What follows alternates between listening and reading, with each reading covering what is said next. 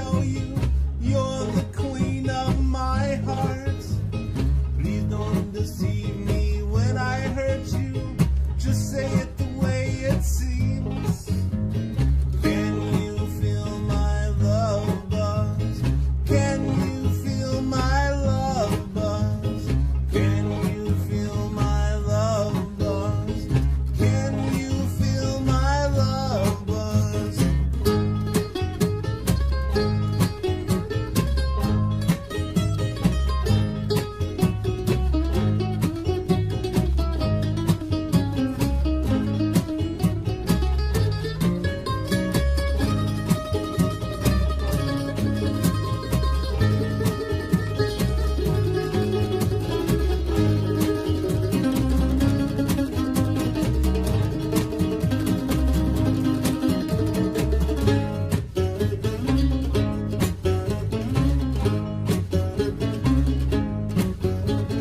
Would you believe me if I tell you you're the queen of my heart?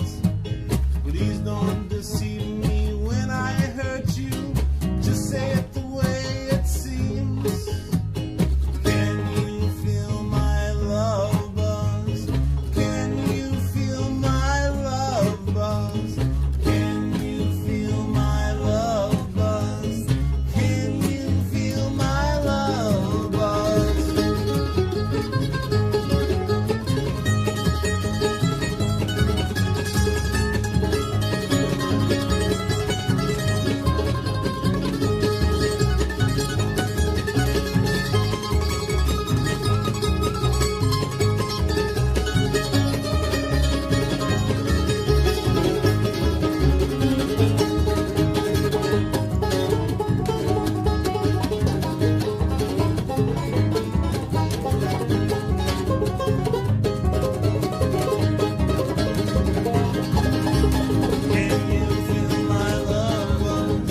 Can you feel my love buzz? Can you feel my love buzz? Can you feel my love buzz?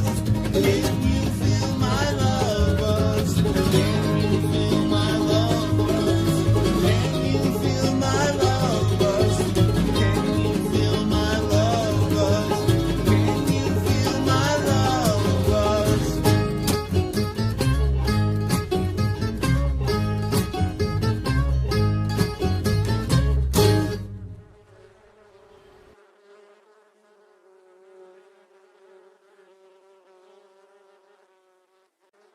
Whores in this house. There's some whores in this house. There's some whores in this house. There's some whores in this house. I said certified freak.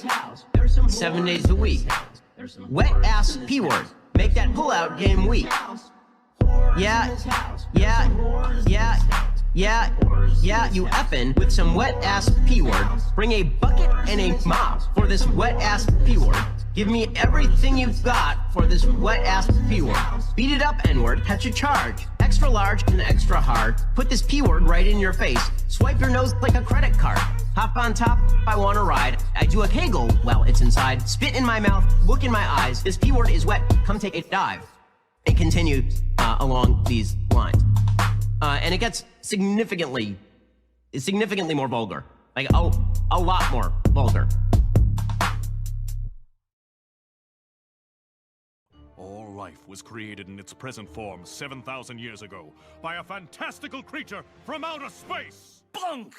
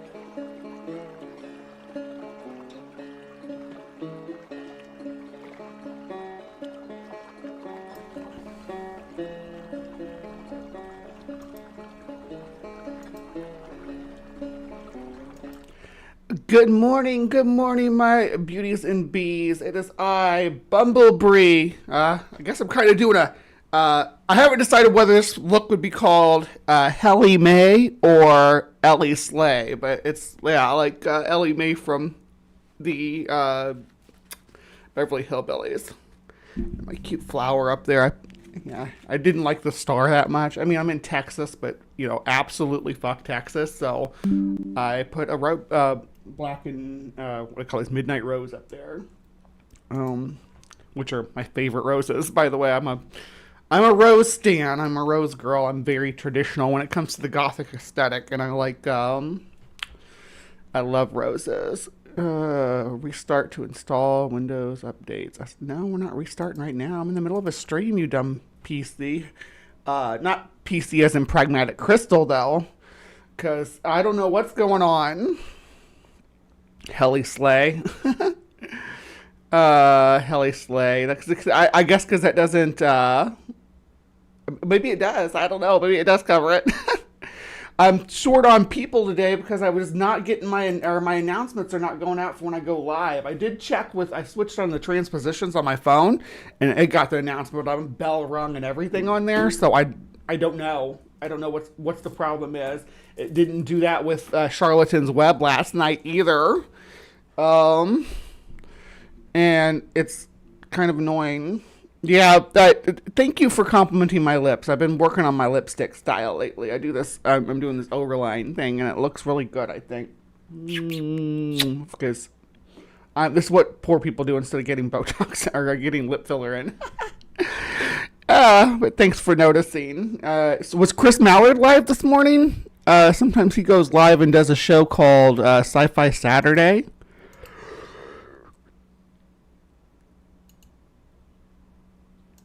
Yeah, looks like he might be. That might be part of where everybody is too. He's live though from NanoCon, I think. Or he was. I guess he only went live for like 10 minutes. Oh. Well, dang. Well, dang. NanoCon is going on though. I know because Ben's there. When Ben's there, we dog sit for him.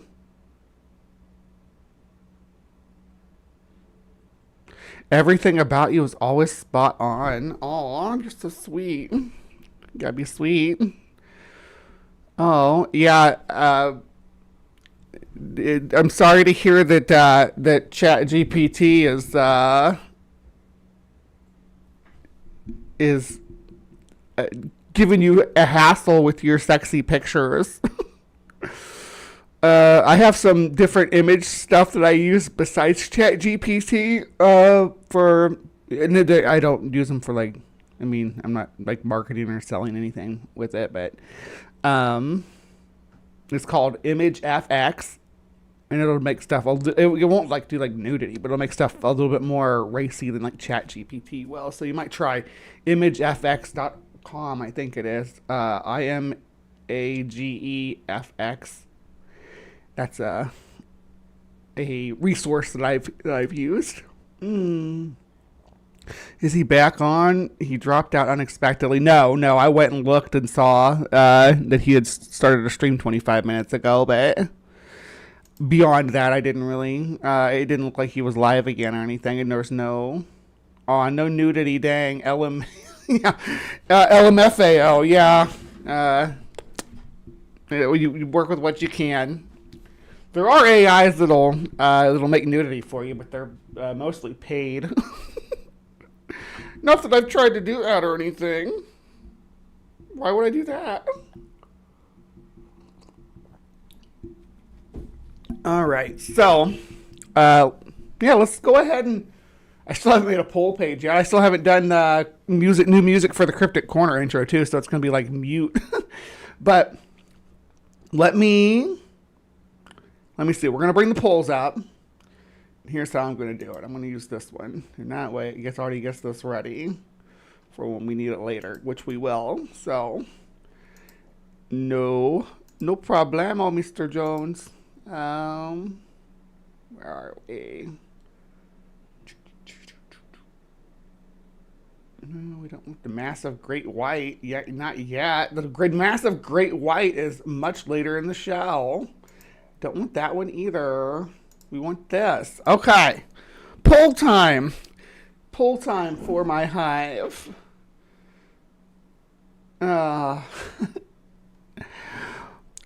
So, excuse me.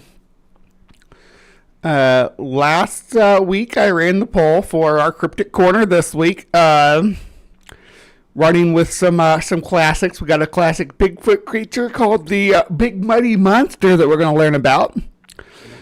We got the Nandy Bear, a cryptid carnivore from Africa. We have Chusaki Onna, a ghostly demonic figure from Japanese paranormal encounters.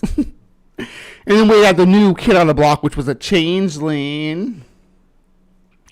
Now, changeling overwhelmingly won the poll. Look at that. 53% y'all wanted to talk about changelings today. So that's what we're going to talk about. That was the new kid on the block, and bam, it took over the poll. Nothing else even stood a chance. So that's what we're working with today. That's what we're rocking today. And getting into the Weekend Weird poll, it was actually a pretty close and even poll. You have Trapped in Stone with 18% votes. That's animals encapsulated in geodes and such found by miners or just people, quarrymen, whatever, digging. Good morning. We had Celebrity Clones, which I'm kind of glad did not make it on the same week as Changelings. That would have been weird because it's kind of the same topic from two different angles. With Changelings, we're going to talk about from like an old folklore angle and how it affects modern society. The Celebrity Clones thing's more of a conspiracy. It's like, James Woods is playing Joe Biden kind of thing. But the excuse me, the one that won was Fear the Wunderwaffe, which is these are German super weapons that were used during, or that were allegedly constructed. Most of them were never used in any capacity, but they were created to some degree, either storyboarded or designed, whatever, weapons to help turn the tide of World War II in favor of the Axis. Fortunately, we were able to take them down before that. But a lot of fiction and sci-fi and stuff is based on the idea of what if the Axis, the Third Reich specifically, had gotten that off the ground before we were able to take them down.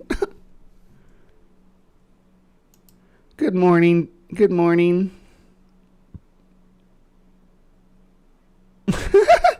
Folklore is wilder, yeah.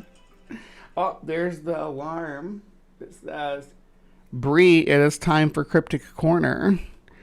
So we're going to jump right over there, and we're going to discuss changelings to some capacity. There's a lot of angles to take changelings at, though, so we'll see how much we get through. All right. I will see you guys shortly. Again, I apologize that there's no real music on the intro for Cryptic Corner. It's really just a space holder. So, I will see you guys in just a moment.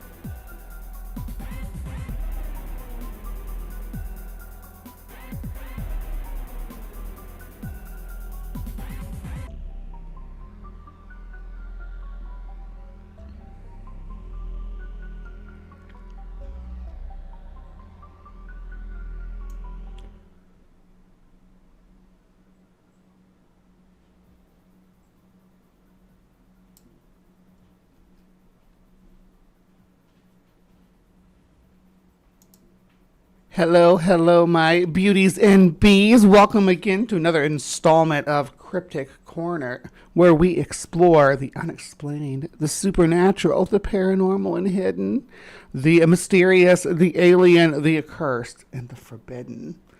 I'm your host, Miss Bumblebee, and the polls are in, and my hive loves the idea of talking about changelings, so I'm here for it. If you guys aren't familiar with changeling lore, as Sue put in the audience, yeah, fae fairies. It's a type of fairy lore for the most part, but it's actually pretty. I don't want to say it's a global phenomenon, but like across Eurasia, it's a common thing, and in Africa, the big landmass there, right?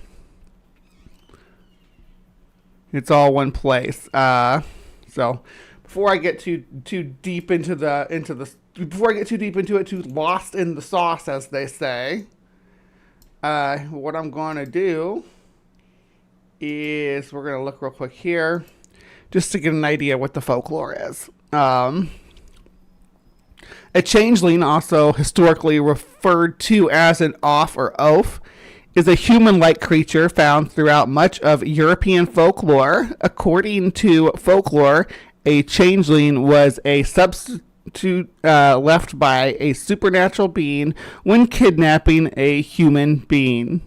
Or left by a supernatural being when kidnapping a human being. There we go, yeah. Sometimes the changeling was a stalk, a piece of wood made magically to resemble the kidnapped human. More often, the changeling was a supernatural being made magically to look like the kidnapped human. I'm actually going to let him come in and say hi, because he's awful squirrely. Come here. Come and say hi.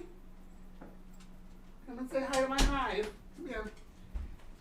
Henry's having separation anxiety because his dad is at NanoCon. So, say hi, Henry. Say hi. He has a little anxiety right now, so he doesn't want to be left alone. So we're going to hang out. Henry's going to hang out. Yeah, he's a good boy. He's a nice guy. And he's not a changeling. He's just a puppers. Just a puppers. Yes. What a good boy him is. Yes. Yes.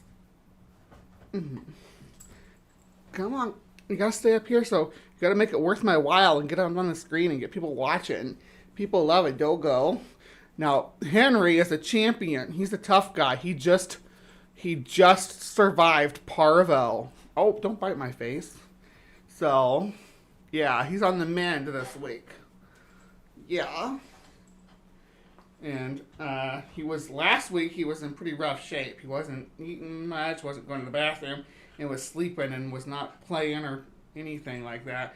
He's really playful now. He's got he's double canined right now because he's got teeth coming in. Yeah.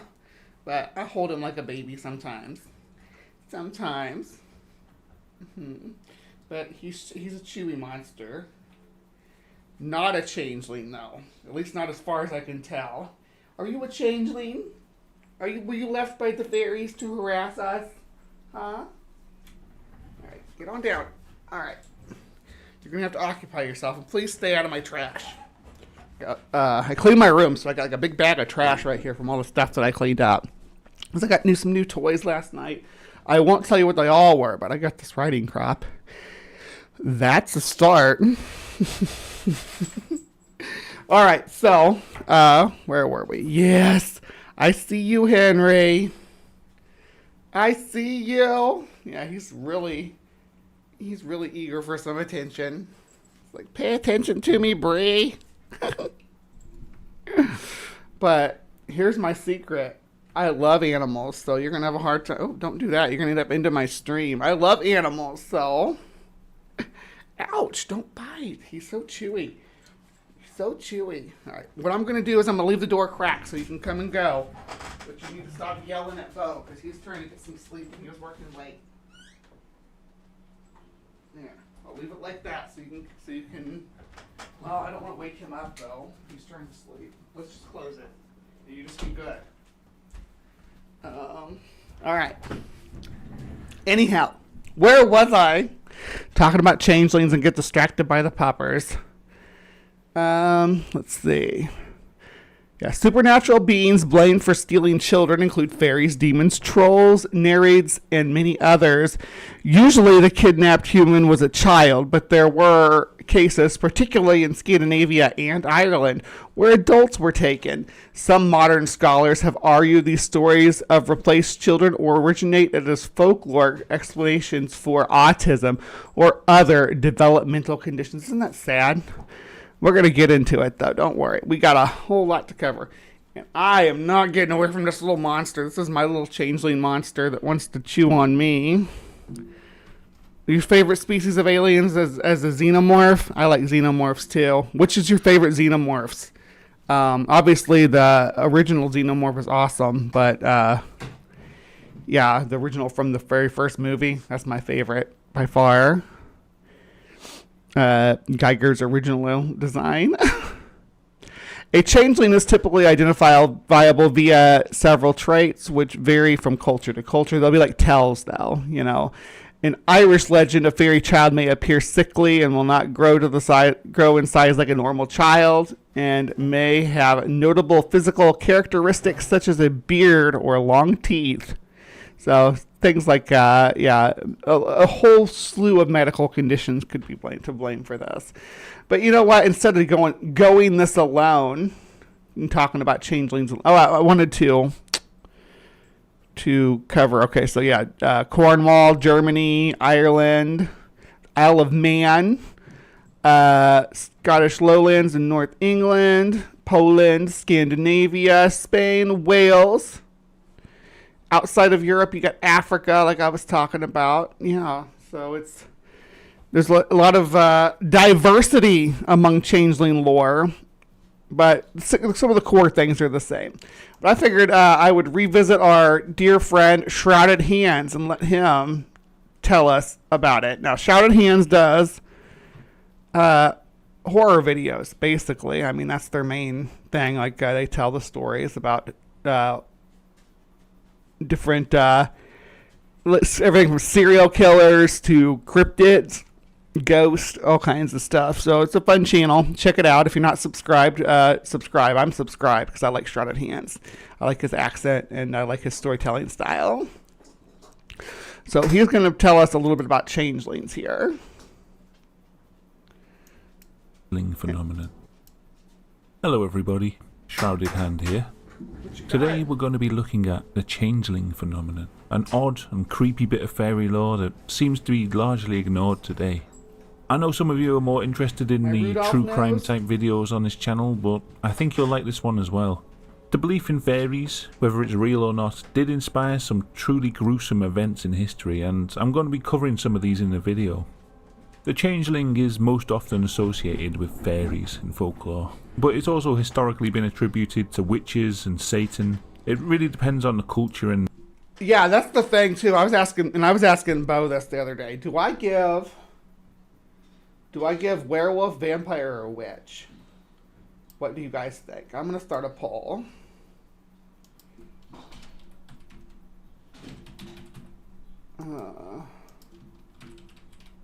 If you had to guess what kind of creature of the night I was.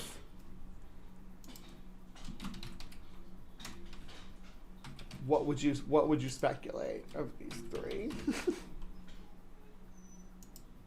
There we go. The religious belief of the times. But the story is almost always the same. A person, usually a newborn baby, is swapped with an identical copy. In some rare cases, there are stories of adults being swapped, but most often... Maybe I wasn't really a twin. Maybe I was maybe I'm a changeling, and they left me, decided not to take the baby, which would be my brother. And I was actually like a fairy princess. And what happened was they were swapping me out for the baby, and they got distracted by something, or something happened that caused it to... now they're twins. Now they're just twins. But I couldn't keep all my fabulousness in. So, here I am, fairy princess, of the Unseelie court. It's a baby. The real baby is taken away for some nefarious purpose, and the parents are left raising a sinister duplicate that will cause untold misfortunes for the family. In some stories, the child is replaced by a lump of wood or wax that resembles the child at first, but soon turns into its original form once it's too late for the parent. No, you didn't miss the new Wubian video. That's not scared. That's a while off. I think it's in September. Hold on, let me look. The new Wubian. Because yeah, we're gonna crack that sucker open. It's still a ways away though. It's not in September. It's in August. August 29th though. At the end of August, we got a lot of Charlatans Web to come before that. We got Sylvia Brown next week. And after that, we got Doc Dino Kinhoven. Or we may have, if I move things around, we may have Anthony Miller before that, the medical medium. Whenever Ben's available for that, we're going to do that, depending on which week it is. But then we got the new Wubian stuff. So it's coming. New Wubi is coming. Looking at this image right here makes me think of one thing. And now I got to play it. Because I didn't mean to pause it like this, but I cannot not do this when I see that.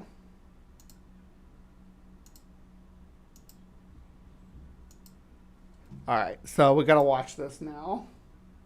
Sorry, I don't make the rules, but this is just what that image reminded me of. Hopefully, I don't get demonetized for this. Hey, kid, you want a toy? Uh-huh. How about a bike? No. A video game? No! No! I don't want a video game. I forgot to put all my spikes and stuff on, so I'm gonna get decked out while we're watching this too. And I might play my kazoo along with the song. Well, okay. You pick a toy. I want log! Huh? Hopefully it doesn't get me in trouble, but I had to do it. To retrieve the child. Belief in changelings emerged in the Middle Ages, but carried right through into the 20th century. Often the parents felt that they were to blame for the changeling. It was believed that the fairies would visit unhappy or immoral households and swap the children that were not being watched carefully enough. Mothers were expected to watch over their sleeping babies. So it's another way to shame mothers, honestly. It's like, oh, your kid has autism, it's your fault you weren't watching him and someone flipped him with a freaking fairy. So now that's all on you, Mom. We should have been watching your baby better. It's just another way to shame women. Go figure. In order to prevent the fairies from stealing their children. This created an unsettling background of dread for any new parents. I bet. Anytime they fell asleep, they might wake up wondering if the child in the cot was still actually theirs. One common solution was to hang an iron poker or a pair of scissors above the cot, due to the belief that fairies were naturally afraid of iron and wouldn't go near it. There was also the idea of a child becoming fairy-struck. This was like a mysterious... One of the thing about fairies being afraid of iron... It's sort of like I guess garlic. Well, it's more like kryptonite than garlic, because garlic actually will like hurt them. It doesn't just like make them ill. But garlic for vampires, I mean. And the iron thing would be really hard to. It'd be really hard to function in the modern world as a fairy, especially in like modern buildings and stuff, like steel frame buildings. Like steel is, it's an alloy with iron in it. But maybe it doesn't work if it's an alloy. Maybe that's the thing. If it doesn't work as an alloy, because like if you compound other materials, they don't have the same effect. Like table salt and chlorine, and chlorine, for instance. Sodium chloride, though. Fey illness that a child would develop. The change would be more gradual, rather than a sudden swap. more and more of the child's soul would be taken away by the fairies over a course of a few months. It's more like a fairy possession. But either way, the result was always the same. The child was not who they once were, and although they looked exactly the same, they didn't belong to the parents anymore. Once swapped for a changeling, the parents would notice... replace my spikes, which are steel, these are steel spikes, I replace them with iron spikes, I can fight fairies with them. I can, like, whip up on them. Whoa! But I think with the steel alloy, it's going to be a problem. Strange changes in their child's behavior. Changelings... Fairies with boots, yeah, you gotta believe me. I saw what I saw with my own 2 eyes. Speaking of, last night, me and Ember Bellrad came up to bat for Ozzy Osbourne because the grifter and charlatan Bob Larson decided to come at him the day after the guy died. Or the day he died, he actually did. Made the video, but we responded the day after. Had a bad temperament, crying constantly and always seeming hungry.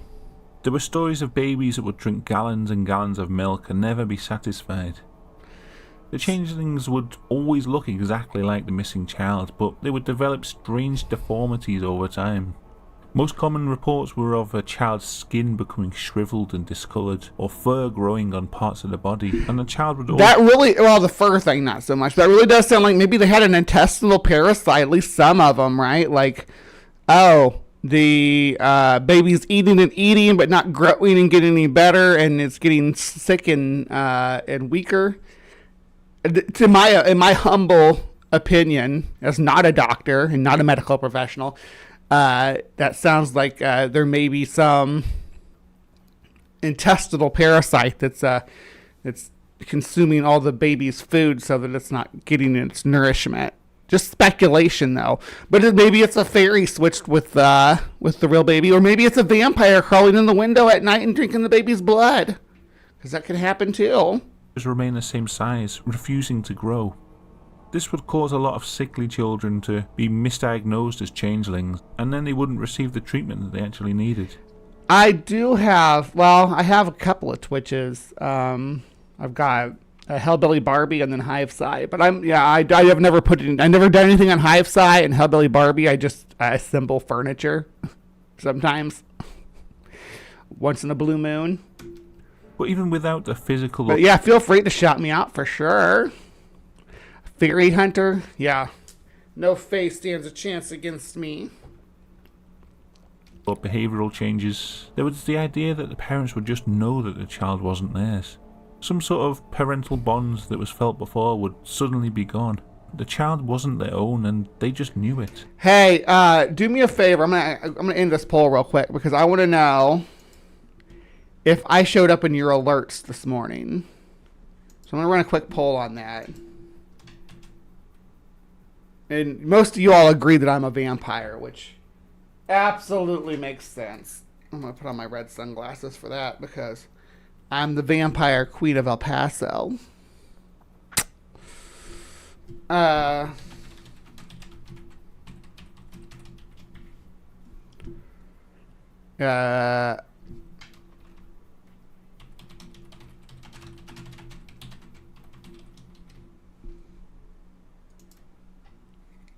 So I just want to know if you got a notification.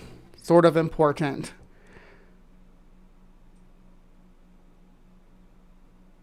The Hive Sci one. Yeah, don't worry about the link to the Hellbilly Barbie thing because I don't do that very often, and it's nothing to do with this. I just I don't want to associate with this channel, basically, because I just, we'd been buying some furniture when we first moved in, and I was assembling it on camera. And that's all I was doing.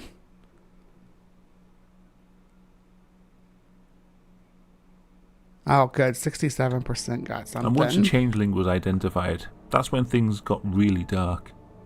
There were various methods for getting a changeling to identify itself, and most of these involved some sort of painful abuse. One common treatment in the 15th century was to give the child a bath in water that had been boiled with foxgloves. The flowers were thought to repel changelings, but as foxgloves are poisonous to humans, bathing a baby in this concoction would often result in an infant's death. In these cases, it would you don't say. Yeah, so it's like ways to kill your baby is the changeling. The changeling. I mean, if you don't have the bell rung, it's not going to give you a notice. So, I mean, keep that in mind. I was alerted to by Aunt Jur that she wasn't getting alerts, and then someone said the first thing this morning that we didn't get alerts, and people rolled in really slow this morning. So I was just curious. Yeah, but this reminds me a lot of like the witch hunts and werewolf trials of the Middle Ages, right? Except for it's babies who can't defend themselves and say, "Hey, no, I'm not a alien creature." It's been assumed that the child's death was a sign of it being a changeling, and that the real child would be returned soon afterwards. However, the history book seems suspiciously absent of any reports of a child being returned after a changeling's death. In 1850, in Ross Cray Island, parents... Just how recent these things are happening. 1850, right? Let's I don't want to call it modern time, but that's like during the post-industrialization. 6-year-old Mary Ann Kelly were distraught to find that their sickly child was not recovering despite doctors' best efforts. She was paralysed and wasn't gaining any weight. She seemed to be getting weaker by the day. In a desperate attempt to find a cure to her mystery illness, Get it, Sumami. I support that 100%. Travel your times. Mm-hmm. He visited a fairy doctor named Bridget Peters. Bridget said that Mary Ann was fairy-struck, and that if they wanted to save their child, they would need to follow her instructions carefully. Mary was given a medicine made from foxglove, verbena, and milk. Although this was highly toxic, it must not have been strong enough to kill her outright. She just became more sick. It was a sure sign that the medicine was working and that fairy magic was at play. This only encouraged them to continue with foxglove and verbena. Yeah, you murdered that child. The procedure. The next stage of the treatment was to lie little Mary Ann naked on an iron shovel and leave her outside in the freezing cold air overnight. A mother would sit inside by the back door, listening to her child's tortured crying, all the time repeating the phrase, "Mary Ann, if you are able to come in, please do so." Her belief was that once the fairy spirit had left her child, she'd be able to walk and would return to the house naturally. Of course, this didn't work. On the second... You don't say! Does that sound like it would work? If my neighbor put their baby on the shovel and left them outside in the cold overnight, I would call Child Protective Services. That's pretty rough. One day, more medicine was administered, and she was given the same freezing treatment overnight, and again on the third day, and on the fourth, and so on. Until somehow, this sickly child endured 6 nights of this before dying. The cause of death was identified as foxglove poisoning and hypothermia. In 1863... That sounds right. That sounds true. That was the cause of death. Absolutely sounds true. And did it turn out that it wasn't actually a fairy? I'll be damned. In New York, yeah. Mary Nell was told by a friend that fairies had been spotted in her apartment. This led her to believe that her 3-year-old child had been abducted by fairy folk and replaced with a changeling. The prescribed treatment at that time was simple. The child would be made to sit on a red-hot shovel blade. If it was a fairy, it would fly away and the real child would be returned. That's freaking brutal. Oh my gosh. This is like, y'all picked changelings and I didn't realize it was going to be all about torturing babies. Holy hell. One day, whilst her husband was at work and without his knowledge, she brought an iron shovel into the house and heated it in the fireplace. Once it was glowing red, she stripped her 3-year-old child and forced them on top of the shovel blade. Of course, the child didn't fly away. Yeah, the child didn't fly away. What a surprise. Child didn't fly away. So it seems like it's hovering right around the 50-50 mark. To the people who answered no, does it show up after you refresh it? But just writhed around in agony atop the scalding metal. The resulting burns were so severe that the child died a week later. But in both these cases I've mentioned... You lay the child on a red-hot shovel and they died. They must have been a fairy. And the resulting deaths were mercifully quick compared to the ordeals that some children went through. Oh boy. In many cases, when the changeling refused to leave and the child remained alive, the abuse would continue indefinitely. One case was that of Walter Trevelyan of Penzance, England. Although he died at the age of 2... Yeah, if your baby had colic and it was crying and you couldn't get it to stop, put on a hot shovel to make sure it's not actually a fairy or a red hot shovel blade. When did the shovel become the standardized tool to deal with changelings? Because you're not supposed to touch them, so you pick the baby up with a shovel like a scoop of coal? 1843. His short life had been one of almost constant suffering. Thought to have been swapped for a changeling as a baby, he was tortured on a daily basis. He would be starved for days on end. In the winter he was tied up in a tree so that he would be exposed to the freezing winds. He would be forced to lie face down on gravel for long periods of time. On a number of occasions they would hang him upside down till his face turned purple and he lost consciousness. At night they made him sleep on a mattress filled with corks. This uneven surface was made purposefully uncomfortable so that he couldn't find an end to his torments even at night. So they're trying to make life so uncomfortable for the fairy that it leaves on its own and the baby puts the baby back into place. However, because there's never been, as far as I know, an actual case that was confirmed that the baby was taken by fairies, it's safe to assume that these changeling children were just the children experiencing some kind of... most of this is infants, so a lot of infant illnesses are going to cause chronic crying and wasting diseases and things like that. This is starting to sound like a guilt-free way to euthanize unwanted children. That's kind of what, I could see that. Be like, oh man, we can't afford another baby. What if we say this baby was taken by the fairies and this is a changeling and we just kind of throw it away? It's hard to believe that parents would willfully subject a child to such treatments. It really is testament to how strong the belief in fairies was in some people and how much they feared them.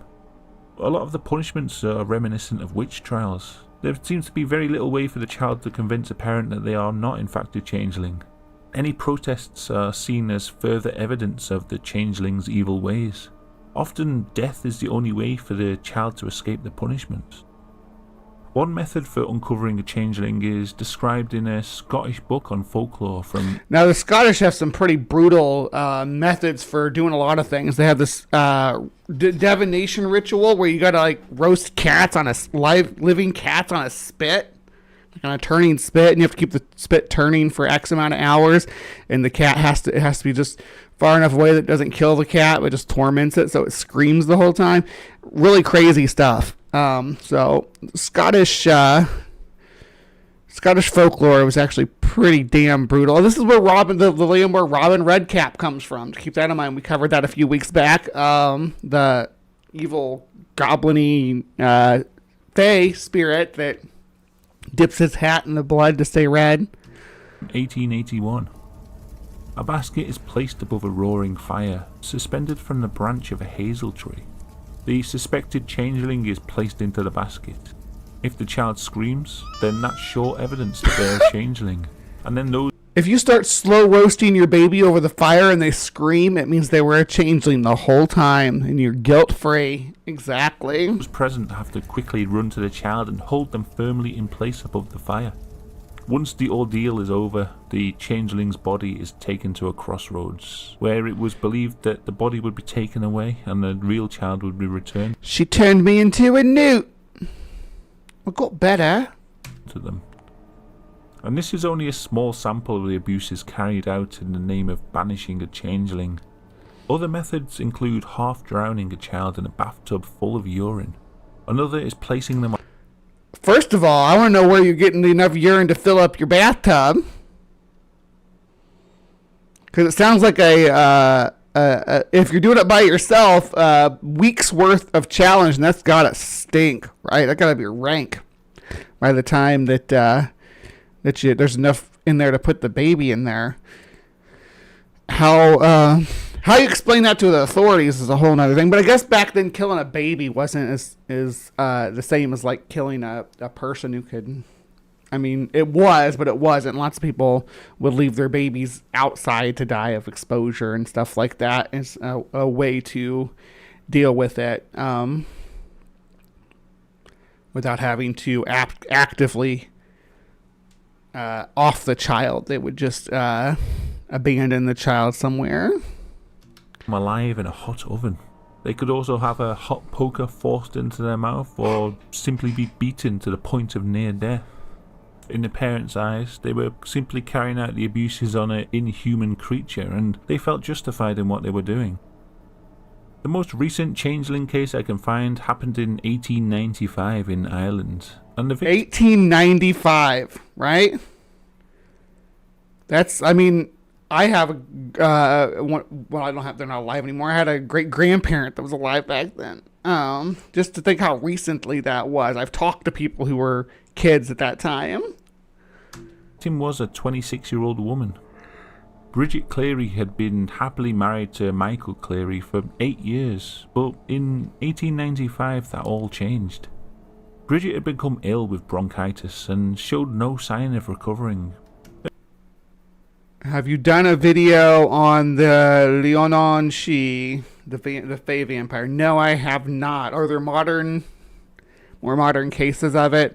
So, like, I guess the main thing for CrypticCorner is I don't want to get into covering a whole bunch of folklore stuff as much as I do like stuff that people are actually claiming that they've experienced, right?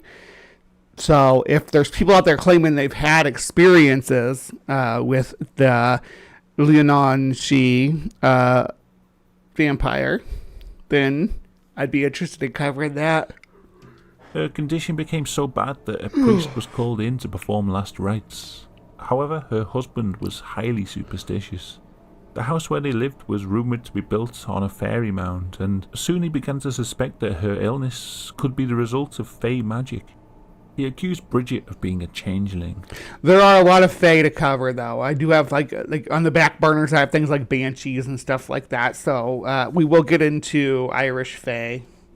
I kind of wonder if the justifications were to spare the other children from the truth originally, like Hansel and Gretel being about child unaliving. Yeah, Hansel and Gretel is a story that punctuates that narrative that, you know, poor folk without a lot of options and not enough food to go around would abandon their children in the forest or abandon their infants more often.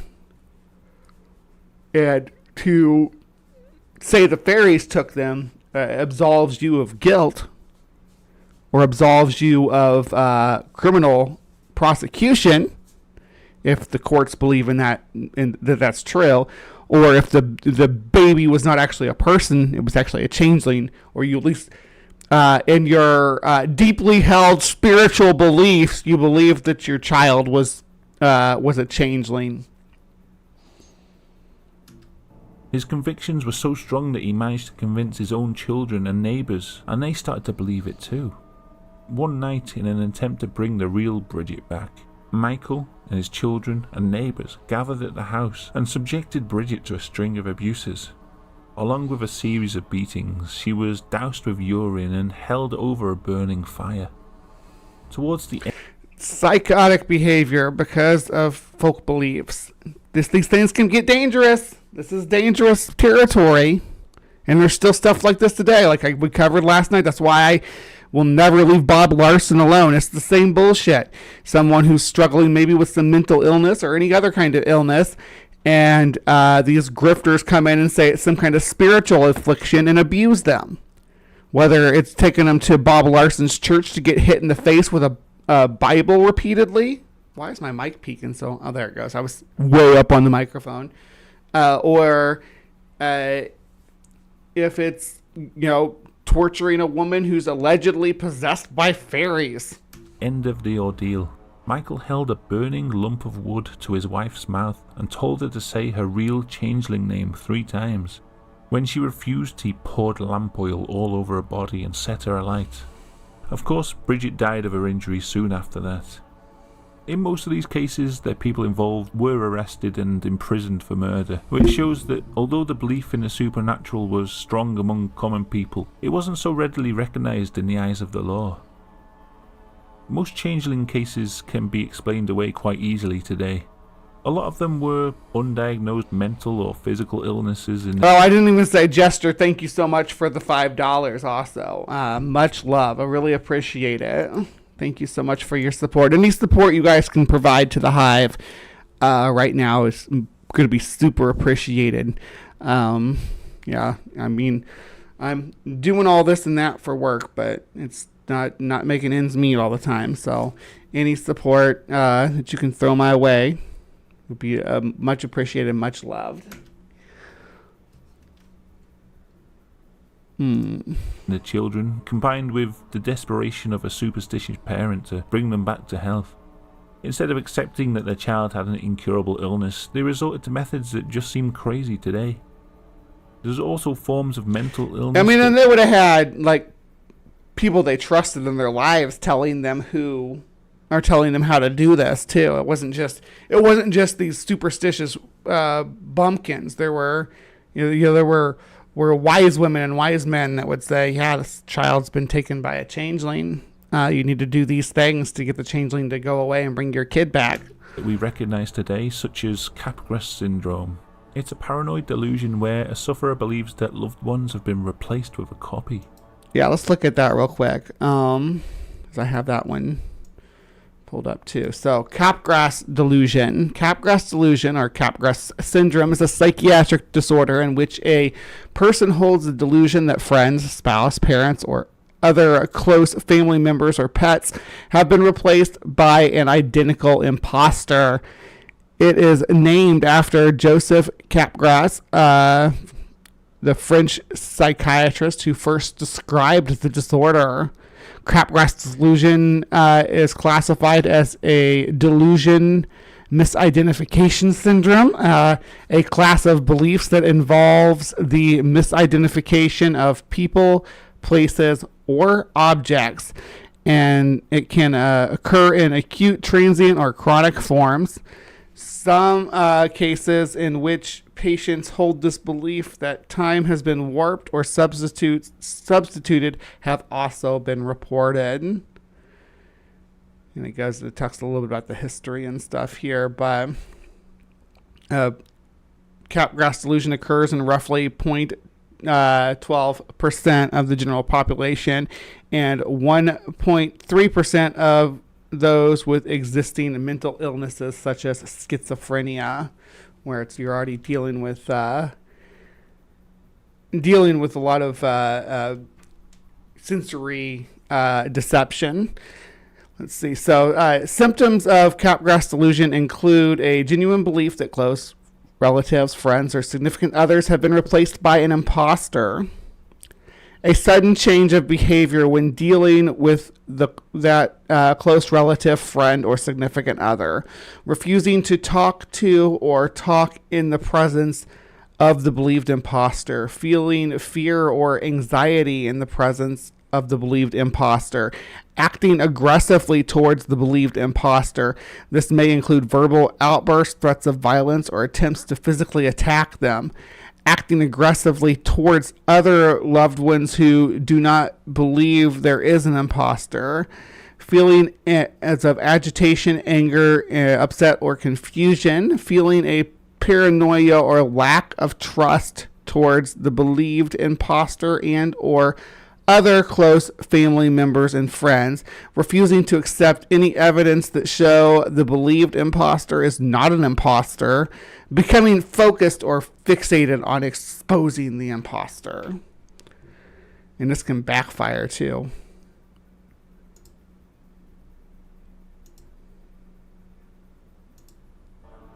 In modern times though, fairies don't often get the blame, but belief that babies are stolen or possessed with a duplicate still exists in one form or another.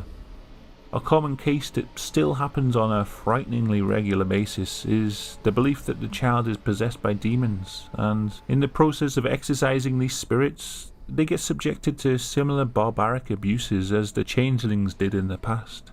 Yeah, exorcism. There's also stories of alien abductions that are extremely... Woo! Hey, thank you so much. Who's your buddy? That's my buddy. That's who's your buddy.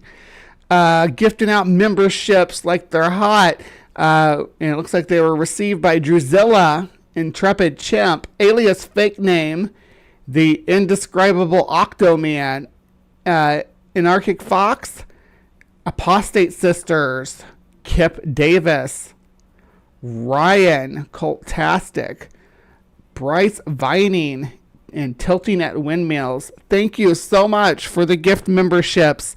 You all enjoy stomping across there with your Bigfoot stompers. With your Bigfoot feet just like this. This is how we do it. There you go. Look, Bigfoot walking right across the chat. Isn't that amazing? Now all of you can do that too. Hello, Victoria. Similar to past stories of fairy abduction. In some cases, the baby is swapped whilst it's still in the mother's womb. New Age beliefs in things such as star seeds and indigo children can be seen as retellings of the same ancient changes. And if you'd like more star seeds, last week's video, I believe, was last week's. We did the Lyrans. They were like lion people. Well, there were different ones. There were lion people and cat people, or lion people and bird people, and humanoid people. Folklore. Although these stories might evolve over time, the core belief that a person can be replaced or possessed by a creature from another world is common across almost all cultures. There have been some good modern day depictions of the changeling story. Most of them don't deal with the paranormal at all, but the core idea is always the same. One I can recommend is a film called We Need to Talk About Kevin. It's adapted from a book, but I haven't read the book, so I can only recommend the film really. It doesn't contain any supernatural elements. Is that Tilda Swinton? However, it deals purely in the psychological tension between a mother and her son. There's a real sense of horror as the mother slowly becomes convinced that her son is a sociopath, and that her own behaviour towards him might have contributed to his developmental issues. As I say, it doesn't have any paranormal element whatsoever. There's no sense that the son was ever swapped with some fairy... Does Tilda Swinton play the mom? This looks good. Now maybe watch this. I saw John C. Reilly in a second ago too. Creature or anything like that, but it's a changeling story in every other sense. If you want a good understanding of some of the psychological issues surrounding a lot of these changeling cases, and then I definitely recommend this movie. Another movie which I can recommend is almost like an inversion of the classic changeling story. It's called Goodnight Mommy, and the premise is that the mother of two boys goes away for some kind of facial surgery and returns with her face covered in bandages. Her personality seems slightly changed, I guess, from the strain of the surgery and her life, and the boys become convinced that their mother has been replaced with a copy, and that once she removes her bandages they'll see that it's not her underneath. It's a classic changeling story, but it's almost like it's been... I'd watch that too. That's they replaced their mom, or someone tried to replace their mom. Inverted. And similar to We Need to Talk About Kevin, it doesn't really have any proper paranormal element to it. It's purely about the psychology of the situation. There's also a movie actually called The Changeling. Again, it doesn't have anything This is the one that, you know, that when I think of modern changeling cases, this is what I think of. Because they treated her like she was crazy. I don't know, let Shrouded Hands cover it, and if he doesn't tell it good enough, I'm going to cover it. I'll tell it again. Fairy folklore. It mostly revolves around a real-life murder case and a woman's missing child being replaced by a stranger. I just find it interesting that these three modern retellings of the Changeling story contain all the classic elements, but the paranormal side of it has been completely removed. And then there's movies like Rosemary's Baby. Okay, so he's not going to break it down. So I'm going to tell you guys. Okay, so the case of... Let me see if I can pull it out.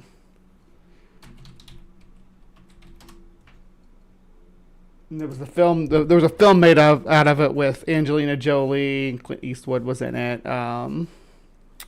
but it's based on the real life, what they call the Wineville chicken coop murders, right?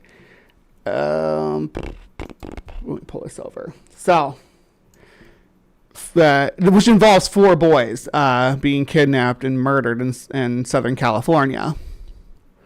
The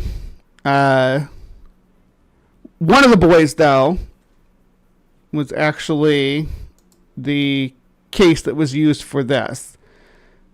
Where's the...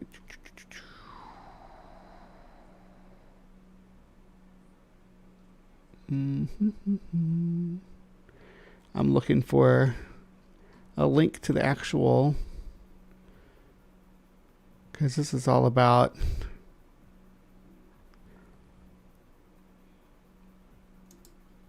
yeah, here it was. The disappearance of Walter Collins. So, Walter Conrad Collins was a 9-year-old boy who went missing in 1928.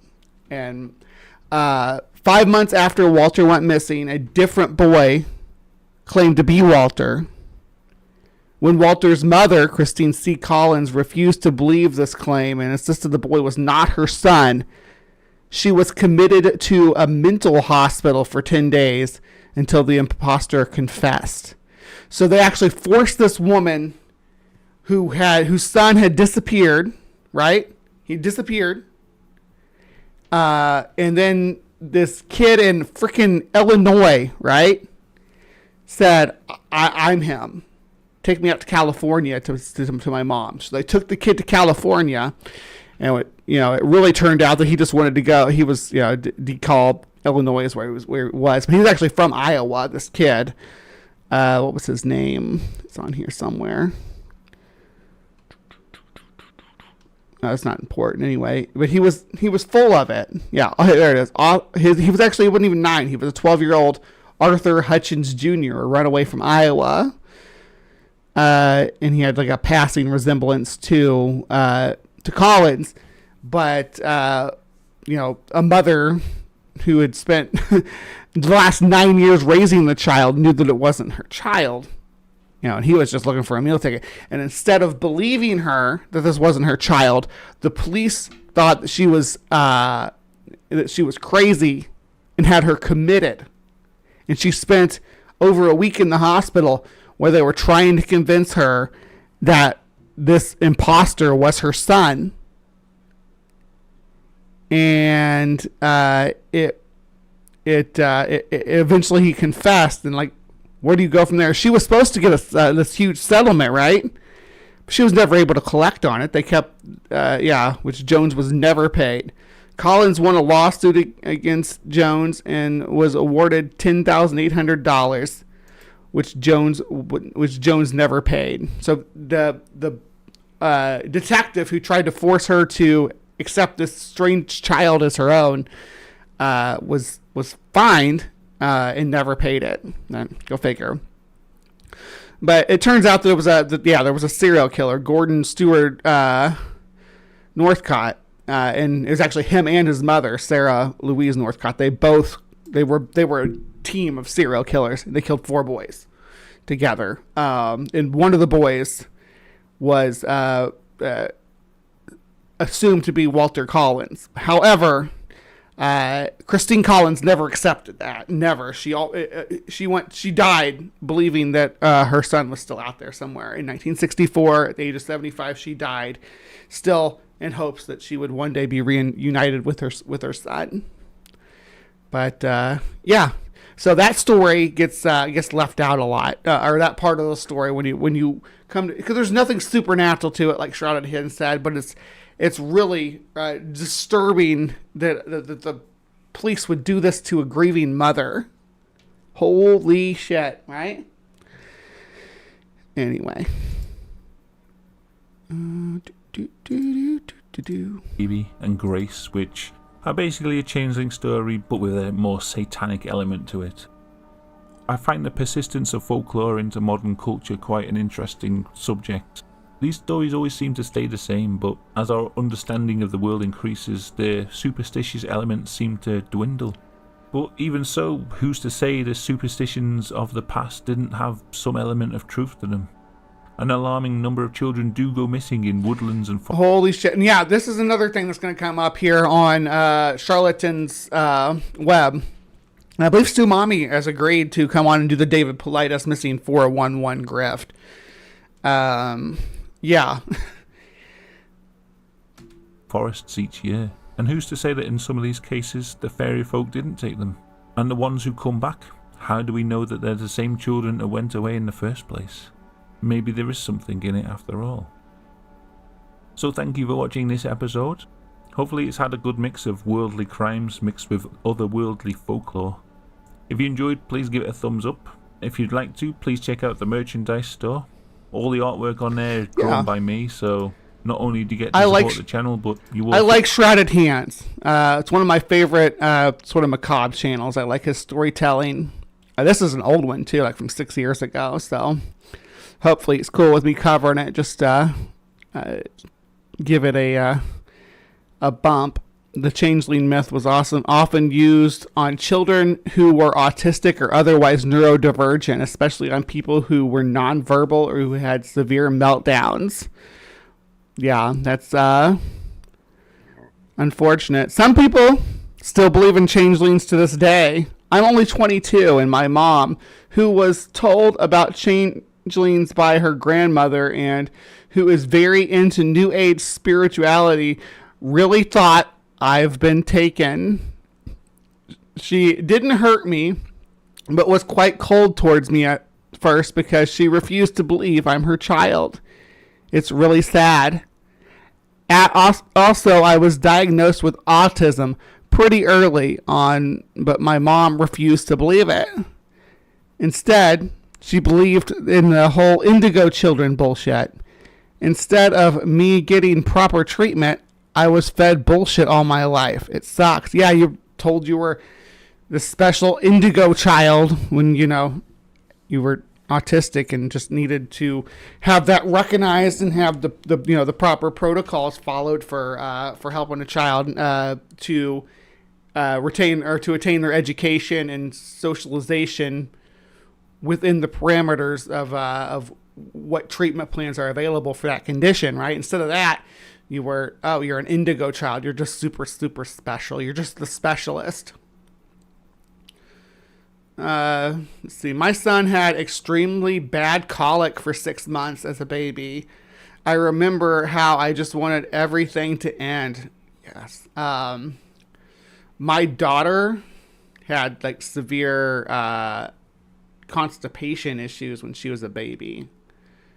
And she would cry and cry, and I know I have tummy problems too, so I could like empathize with it. And it's just like, oh my gosh. Now my oldest had colic, but not for very long. Let's see. I could never tell if it was day or night because I never stopped crying. Doctors had no explanation and just told me 1 more week or 1 more month, we can't do anything. After a few weeks, nothing felt real anymore, like I was in some sort of simulation. I don't know why they put stimulation, but simulation. Like I was performing for the world around me because no one could possibly relate to what my family was going through. I recently heard a young baby with the same guttural cry in an airport, and I could see the franticness of the mother worrying about disturbing those around her when she was clearly needing support and understanding. These changeling stories are definitely rooted in postpartum depression, anxiety, and PTSD. While I can empathize with the feeling of hopelessness when dealing with a sticky child too. Sticky child are gross. With a sickly or difficult child, I will never understand how you could enact such horrific abuse. I can't even stomach it. It's pure evil. They really thought that their child was not their child, though. They thought their child had been genuinely replaced with a monster. But the depression stuff, like what they're talking about here, really does remind me of like the Babadook. If you haven't ever looked into that, Mr. Babadook represents the mother's depression in that film. It's a psychological thriller, but It's about her dealing with depression and dealing with psychological decline due to depression and isolation. It's a rough movie to get through, but if you like psychological stuff like that, it's a lot like what that clip they showed for that movie where the boys had their mother replaced. It's very similar to that in outline. Anyway, yeah, so when it comes to changelings, what a fun topic you guys picked for this week. Appreciate y'all let me know what you want to see. There was overwhelming support for watching this topic, for breaking down this topic and making it the subject matter. Why does my makeup keep getting smeared right there? It's the same spot. Or is that a shadow? I think that might be the shadow from my lash with the light hits my face. Okay. I can handle that. If it's just a shadow, I can handle that. I thought it looked like my makeup was messed up, though. I cannot be walking around with messed up makeup. Anyway, what do you all think of changelings as a psychological problem? I was in the psych world with a woman who had postpartum psychosis. I didn't ask questions. Yeah, that's so sad. Postpartum psychosis is rough. Anyway, let me know what you think about changelings in the comments down below. Do you disagree with my assessment of the situation? Do you have a different theory on what could be the phenomena that's happening here? Let us know. I'm absolutely thrilled to have you interact in the comments. Even if you disagree with me, you look in the comments on my videos, I'll argue with people or engage with people who disagree with me all the time. Anyway, I'm looking forward to reading your opinions. Please remember to be kind. Take care. We will see you next time. All right, live from the Hive audience. You know the drill. It's like every Saturday at this time we say, don't go because there's more show. Don't go because there's more show. But did I ever do a first intermission? I don't even remember. If I didn't, we'll just have the same one as last week. But it doesn't matter. I think it's going to be the Leaf Sheep. But I'm going to go potty, and then I'm going to be right back, and we're going to jump right into discussing Wunderwaffe.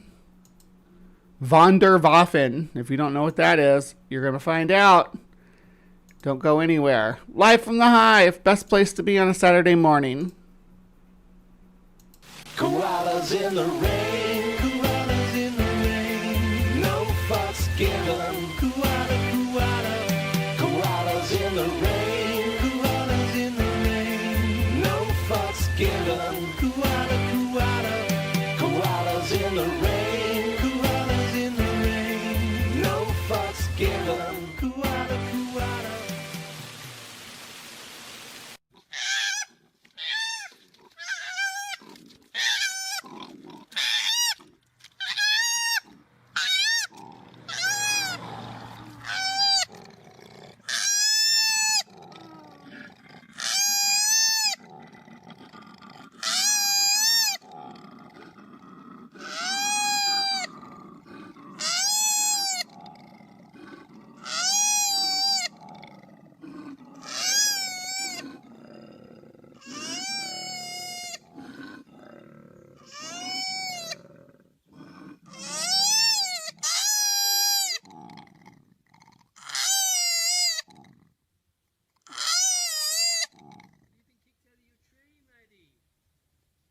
Poor little thing's kicked out of the tree.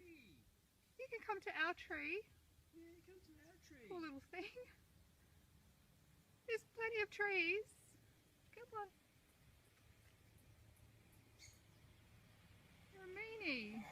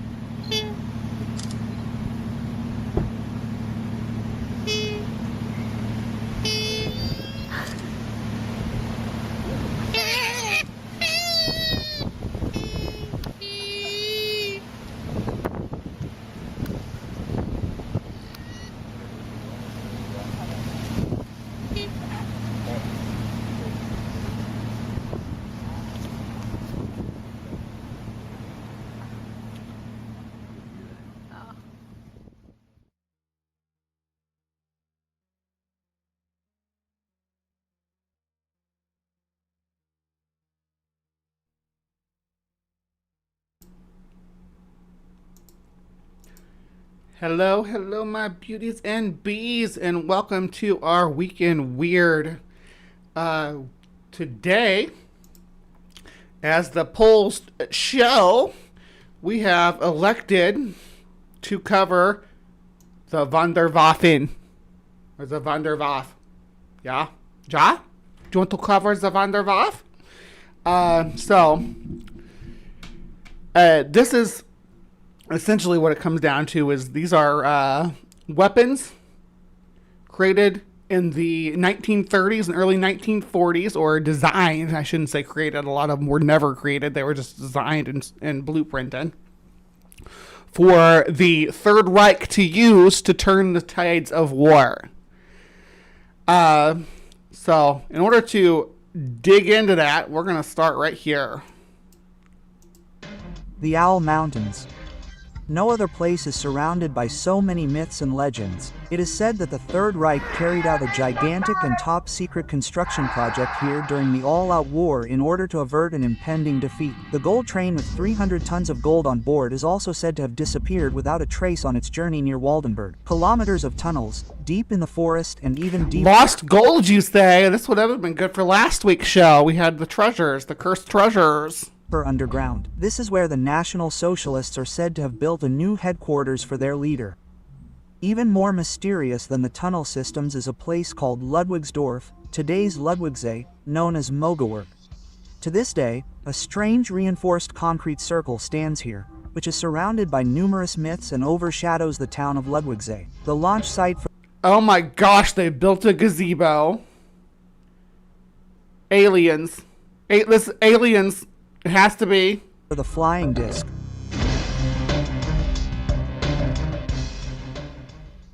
Opinions of experts differ on this structure, and there is fierce debate about its use. The operator of the museum located their claims that it was a state and landing site for the legendary flying disc. Ooh, that probably gets the tourist coming in, huh? The mysterious concrete circle is also said to have served as a test facility for the Bell, a device that was powered by anti-gravity. Die Glock. Yes, the Nazi super weapon. These are all Nazi super weapons, but yeah. But how much truth is there really behind these statements and allegations? I set off on a journey to Nass-Eulenburg to do some research and take a look around. The flying disc is said to have been a saucer-shaped flying and spacecraft that is said to have been developed, invented, and built during the Third Reich.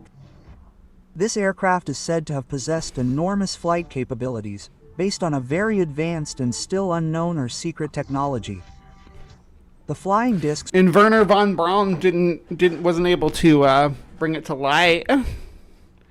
Yes. ...are also associated with new types of submarines, the unidentified submarine objects, UOs. After 1945, sightings of saucer-shaped... It's all UAPs now.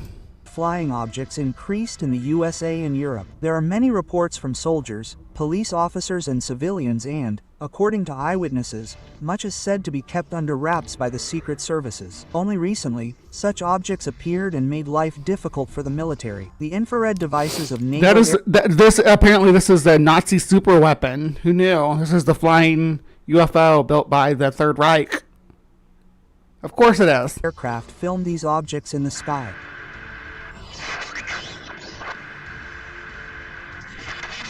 That's not literally another jet. That's a UFO.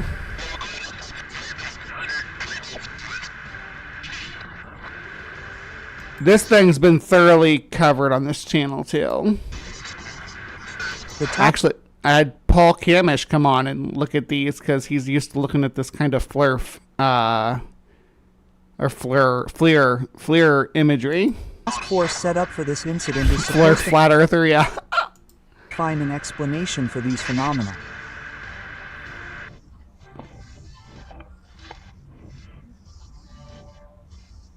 However, this was unsuccessful, and to this day there is no clear explanation for the published footage, which was reported worldwide in the media and politicians. That's not exactly true.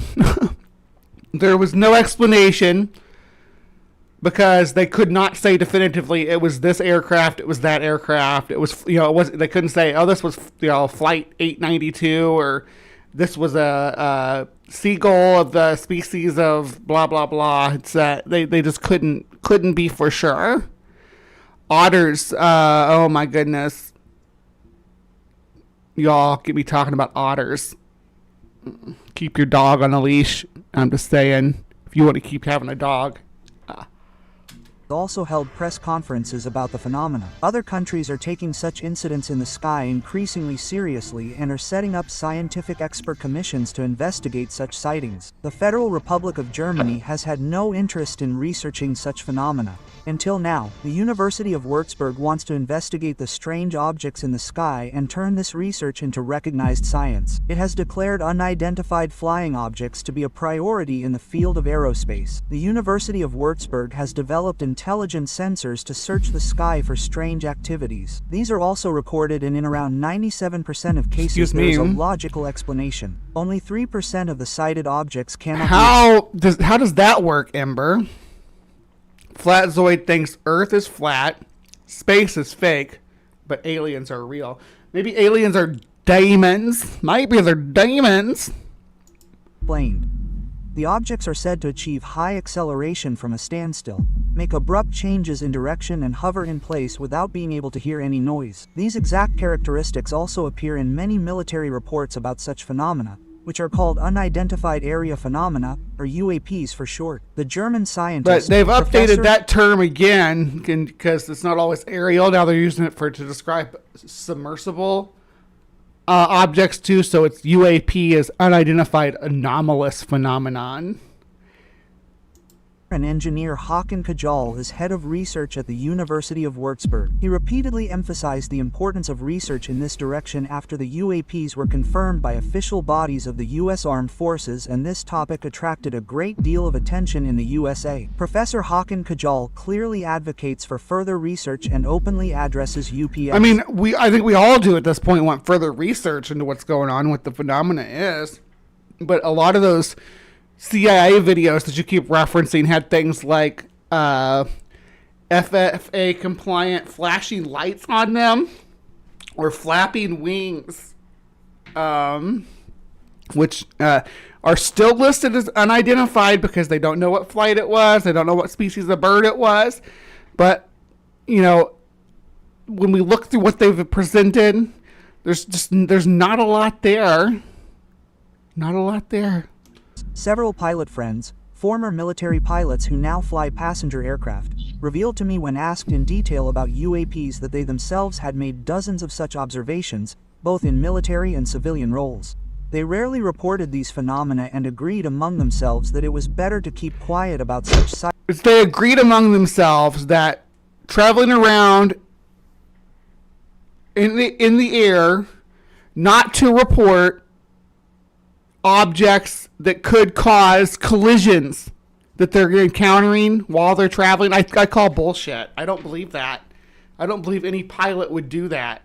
That's basically, if you see something flying, if you see it with your eyes or see it on your radar, and you don't report it, then somebody smashes into it, and jetliner comes down with with 500 people on it or whatever. You're responsible for that.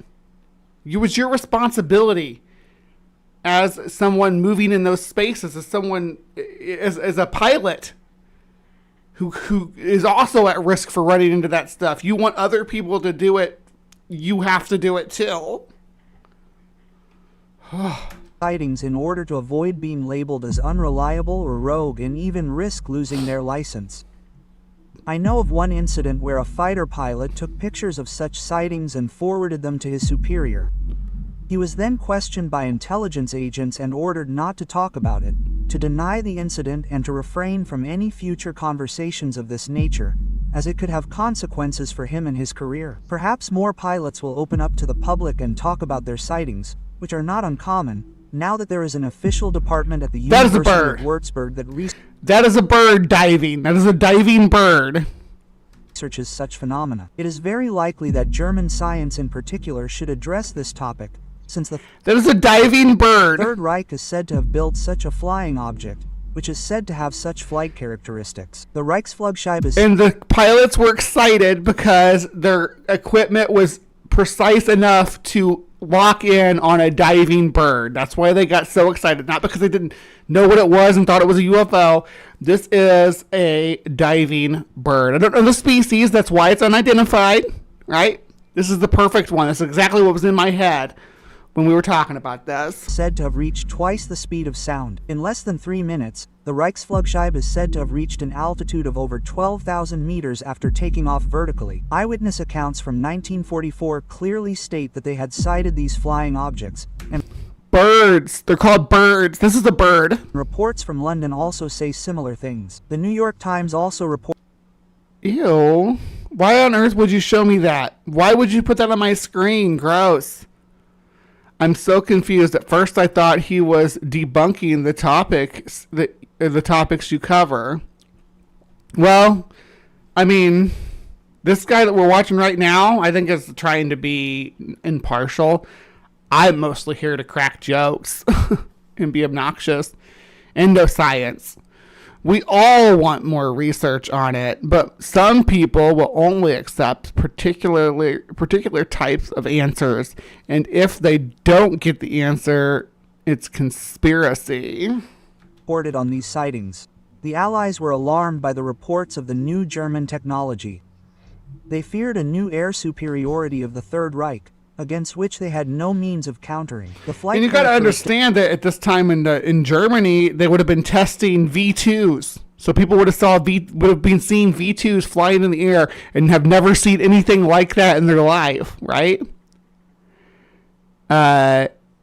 Because the German forces were experimenting with long-range rockets at that time. So seeing airplanes would have been in the 1930s would have been a spectacle, let alone seeing a rocket.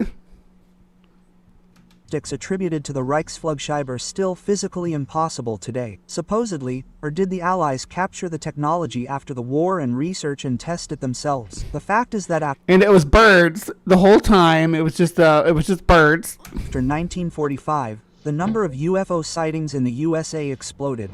Numerous German scientists were sent to the USA after the war, where they continued their research. It is therefore conceivable that other project, or is Operation or Project Paperclip, Operation Paperclip, yeah. Well, we brought over a bunch of German scientists and pardoned them after World War II, so that they could work on U.S. programs dealing with rocketry and explosives and weaponry and stuff like that. Werner von Braun was the big one, but yeah, the whole of NASA was built on the foundation of some of these. Well, I shouldn't say built the whole, but definitely large portions of NASA and the space program were built around early Nazi programs in rocketry.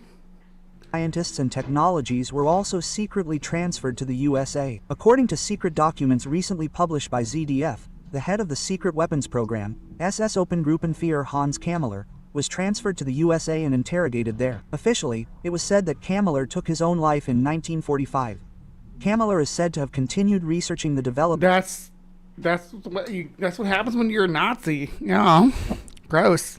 Of the so-called wonder weapons for the U.S. government in the USA. Wunderwaffe. So was there research in the Third Wunderwaffe Reich into revolutionary new engines that were supposed to give aircraft unprecedented flight characteristics? There was a lot of research and development in this area.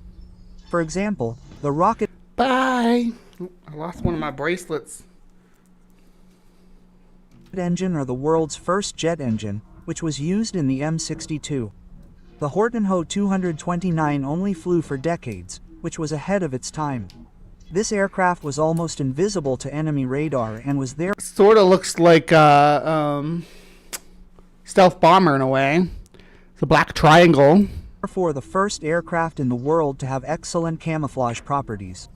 The Hortenho 229 bears a surprising resemblance to the most modern U.S. aircraft to date, such as the B-2 tanker bomber. Back to the latest sightings by the U.S. Armed Forces, which cannot be explained. The sighted flying objects and their photographs by the U.S. Which cannot be explained. That's a fucking bird, dude.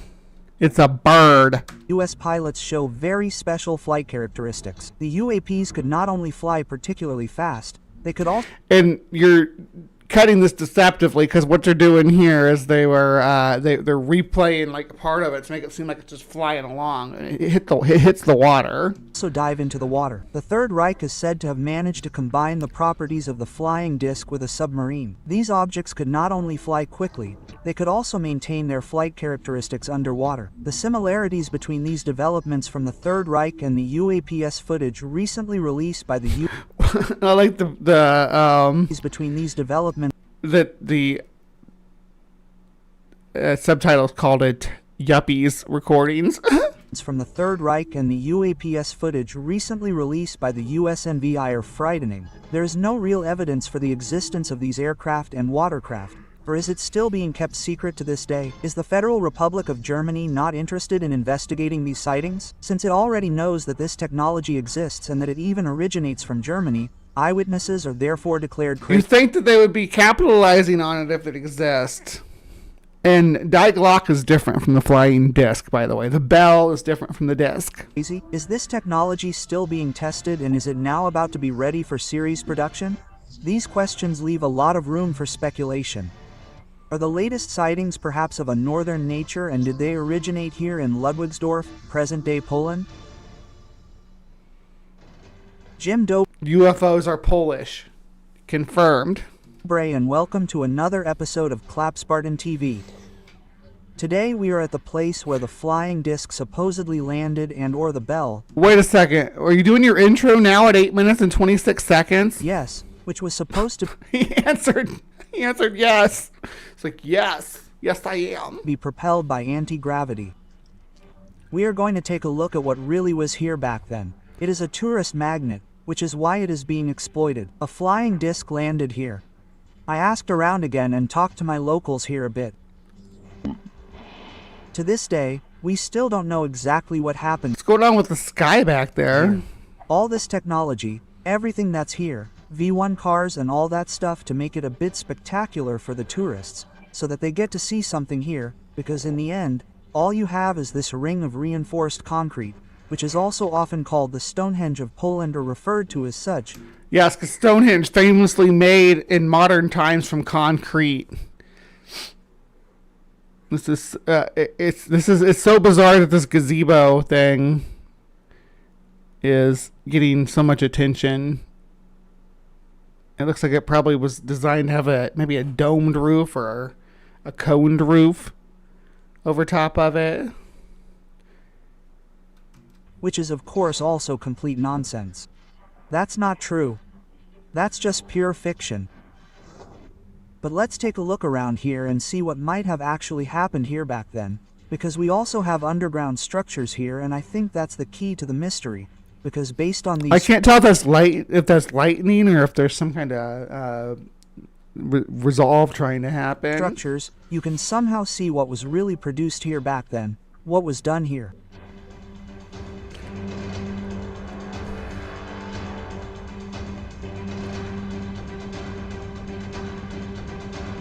Looks like a concrete gazebo. We're now going in here, where the bell or the flying disc was supposed to land. Oh. Why does it say the Rice flight disc? What's all that about? So, let's just say, I think it's a mystery that's just fiction. So, it probably never happened. A fire pit was built in the middle here. Of course, that wasn't there back then either. And now we're standing in the circle, so to speak. And you're going to teleport through time.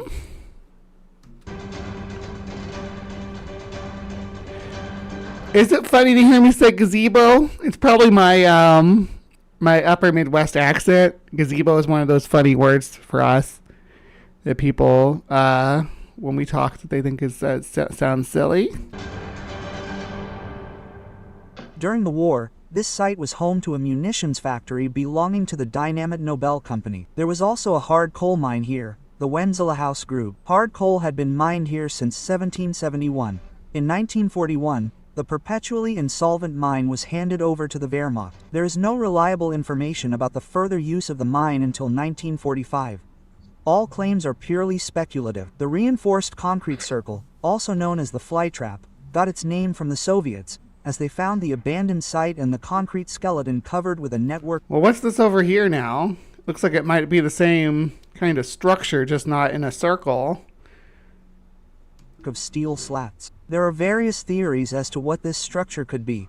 One possible theory is that it was the foundation for a cooling tower. Since there was a power plant here, that sounds plausible at first. Or some kind of infrastructure like a entertainment hall where they were going to put live music on. But because of the expenses of the war, they abandoned it in mid-construction. And now it's like, ooh, what was this supposed to be? Well, this was something that was funded. You know, I don't know for sure, but that's, you know, it's a lot more plausible than being the launch site for man-made UFOs. Is that it was like a place that they were building as part of a park or part of a venue of some type, where they were going to have crowds of people, and they might need some place in the shade to participate in whatever festivities are going on. Just food for thought. Other theories say that research into revolutionary anti-gravity was carried out here, given the fact that around 60 scientists, including mathematicians, physicists, biologists, technicians, and the like, worked here, and it should be noted that I like how you can kind of tell that the same, like at least in these abandoned structures over here, that the same kind of technology was used to create those buildings. So it's not like it's like, oh, they're making something weird. It's like this is something they were already making in the form of normal buildings. And now they're making a big circle. When not to be weird. I mean, it could be a cooling tower. I'm not saying that's wrong. That it could have been a foundation for a cooling tower that was incomplete. I don't know. Only ammunition was officially manufactured here. This could have been possible from a purely theoretical perspective, especially considering the fact that, similar to Project Rees, no documents exist about the purpose and meaning of this work, or that they have been kept secret to this day. Supposedly, the magnetic energy within this circle is increased by a factor of around 20. Other theories do not want to be clearly established and confirmed. I don't know how much I believe that about the magnetic stuff. I'd have to see some actual readings and stuff, and actually witness some experimentation being done. But they refute the first two theories. Since all the information is purely speculative, I take a closer look around this place to be able to form my own opinion. Of course, everything here is beautifully designed for the tour. Is that like an Outlander reference, Ember? I'm not sure. It must be spectacular. None of this is original. So someone built Nazi bunkers post World War II in Germany or near this site. That's kind of okay then. Or did they bring these signs from someplace that already existed and just include this as like a sort of an outdoor museum like the area? Because I saw a lot of military vehicles too. So like a museum type setting. This door's open. I wonder if that's actually the bunker's been turned into a little museum. Yes, it's all replicas. The main thing is that it's spectacular. Yes.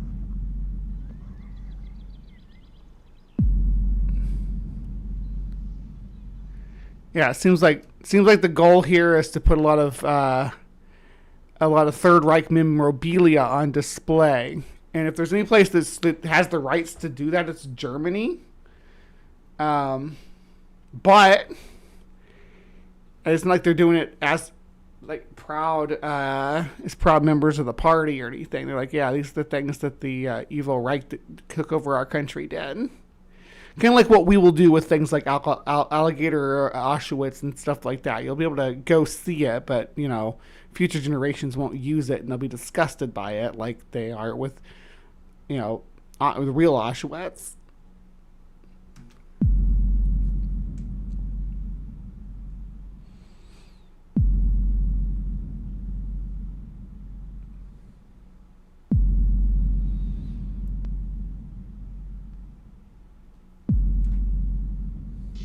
On the reinforced that hammered single note concrete frame, the flycatcher, we find no fastening or anything similar with which an apparatus powered by anti-gravity. There's rebar running through it. This wouldn't be part of any kind of technology. This would just be a foundational framework. Could have been attached. Even on the ground, which was supposedly made of a tiled tub, nothing can be seen or guessed at. The possible theory of a cooling tower and its concrete foundations on the ground, which were supposed to serve as pipes to collect condensed and rainwater, is not found here. I don't think that's an accurate, I mean, it could be, but I don't, like, looking at it, my speculation would be just some kind of sheltered facility for people to gather. You forget how festive the Germans are while you're making this video, because you're like, oh, Nazis, they had to be evil and nefarious, but there were still, like, regular German people who's like, yeah, but can we have a park? And they tried to build a park with the sudden surplus of funds that the government had. But, you know, there's people doing that now. Like, we want to protect our national parks here in the U.S., but whatever money goes towards that right now, would that be considered Fourth Reich funded, since we're under the Fourth Reich right now? Closer look at this area does not reveal its purpose. Let's take a look at the coal mine and the existing theories. Did Rammstein play there? In 1931, a serious mining accident occurred here, which led to the bankruptcy of the already barely profitable mine. However, the government aid promised by the National Socialists failed. Look at that word. That's quite the word. Teilschuldeverschreibung. To materialize. At the beginning of the war, the mine was nationalized and reconstruction work followed.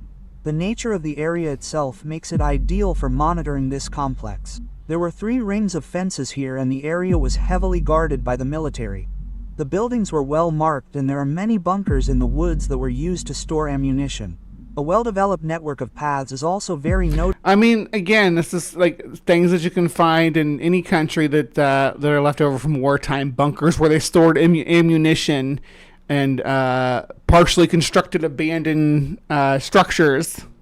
And testifies to the There's all over the U.S. too. Facility's certain priority. Chemical warfare agents are said to have been manufactured and stored here. Although Hitler had expressly forbidden the use of such weapons, since he himself had been wounded by such weapons as a soldier in World War I, the Third Reich developed newer and more efficient weapons, but never used them. According to the book The Truth About Wonder Weapons, many electrical engineers are said to have worked in the former mine. The white coats worn as work clothes were striking. White coats. It is also said that the mine was supposed to resemble an underground city and that the deepest level was said to be over 600 meters. In addition, the staff working there are said to have had to take tablets several times a day. The number of people employed there... What kind of tablets, I wonder? Were they iPads? ...ranges from 40 to 70,000. But there are no truly verifiable figures. It is not possible to inspect the mine today. As a result of the pumps being switched off, the entire tunnels are said to have been flooded with water and all entrances sealed. Possible explanations could lie in Russia. I've heard that about other places too, that they filled it with water and sealed it off, about these macabre locations, right? And these where secret science experiments took place. They flooded them, and yeah, but if they flooded them, we still have the technology to unflood them. And well, there's still going to be stuff that we can pick up on how things were done by looking through there. So don't be silly. Don't be silly. Russian hands. However, this is vehemently denied by the Russian government. According to statements by Professor Moldava, a prisoner of the Grossrosen camp, he was in direct contact with Hans Kammeler, SS Obergruppenführer and head of secret weapons development. Allegedly, yeah, it comes to Wunderwaffe and Kammeler's the guy in charge of it all. There was a center for air weapons research in the Owl Mountains. If these statements are to be believed, it would be entirely possible, since various underground structures have not been found to this day. According to Albert Speer, a large part of the Third Reich's concrete production was supposedly used there, and the Werwolfen organization has been proven to have been particularly active there since the war. Does the secret werewolves who had werewolves on their bingo card. Too bad, because I already did werewolves on the poll earlier, so you should already check that one. Of the wonder weapons lie beneath our feet. Has no one explored the mine to this day? Did the Soviets, who also declared the entire area a military-heavy district after the end of the war, not conduct any investigations there either? Or did the SS cleverly dig and then flood the most important levels of the mine? These questions are still supposedly unanswered to this day. It is no secret that the Third Reich relocated its armaments production underground, as Allied bombing raids caused devastating damage to the industry. Until 1944, the Reich Ministry under Albert Speer was in charge of the embankment storage facility. From 1944 onwards, SS Obergruppenführer Hans Kammeler took over all responsibilities and, in addition to the secret weapons program, also managed the underground armaments facility. Allegedly, it's not surprising that they had underground facilities, that the Third Reich was developing secret underground facilities under which they could function if the results of the war continued to go against them, which is what was happening at this time. So yeah, I mean, and this was like any good conspiracy though. You mix reality with folklore, with speculation, with science fiction. the most important and technologically advanced weapons for the Luftwaffe were researched and tested here in the Owl Mountains. Professor Moldava allegedly discovered after the war through an engineer that the mine was connected to the Rees complex. This has not been confirmed to this day. Experts merely suspect a connection. To this day, nothing of the sort has been found. According to Professor... I mean, you talk about the Owl Mountains, I just checked that. It looks like they're actually in Germany. They're in Poland. Let's pull them up. Let's look at these. Look at this mountain range. So, how far are we from the German border, though?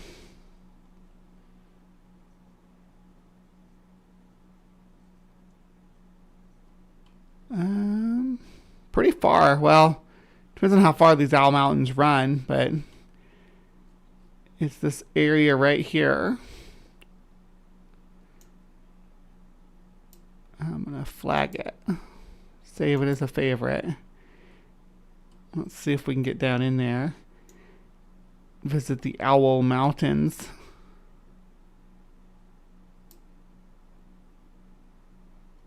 Ooh. Foggy. I like this. That's a quintessential German. You look at that. Oh.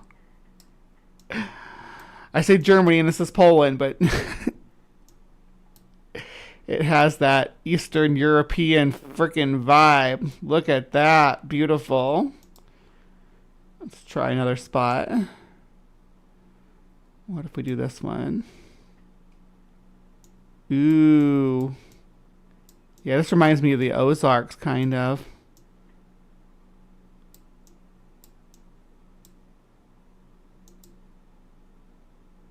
Where else? What else you got for me, Owl Mountains?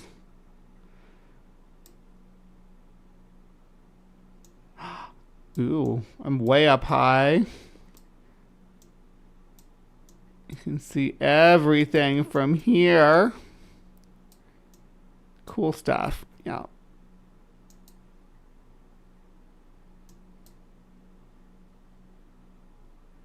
Moldava. The Third Reich tested a secret weapon for the Luftwaffe here. This theory is supported by the United States. Welcome to the membership team. You can make Bigfoot footprints across your screen. You can do a Mothman.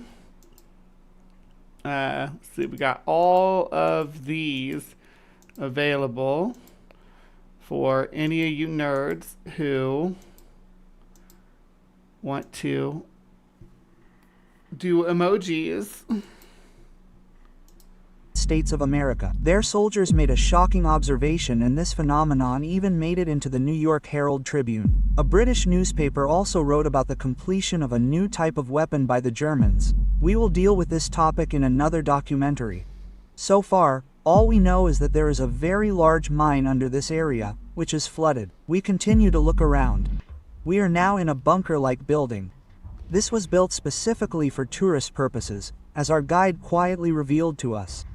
All the doors and signs were also decorated with eagles to make National Socialism seem omnipresent here. To make this door appear even more mysterious, a hand wheel was simply added. The tourist is this replicas or are these actual leftovers from... I mean, I know they weren't originally in this place, but were they moved here from someplace else? For a few sensations here. Further down in the bunker-like building is the original supply tunnel. This was simply connected to the new bunker-like building. Here we have another door with the eagle, which was added later, so it is not real. Okay. It is a heavy gas not real. protection door, i.e. an air raid shelter, and this is where you go into the underground area. Let's go. We got ready to dive underground, just find out, steal some of this super tech down here.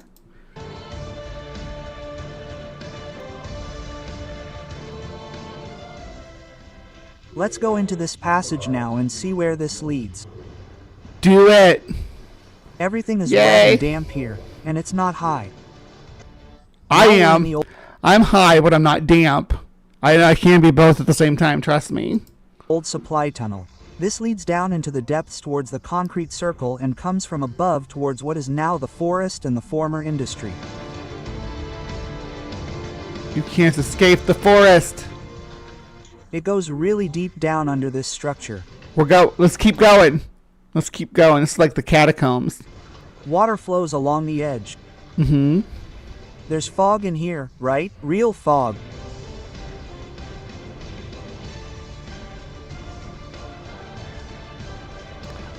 Ooh. There were cables running everywhere, right?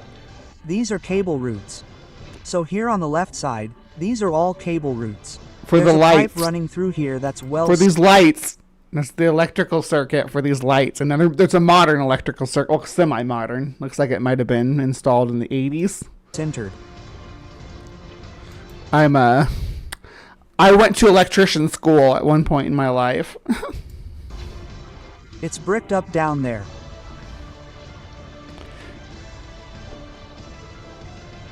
Yeah, well, it's more like if you want to see me go deep, I'm different than Brentley that way.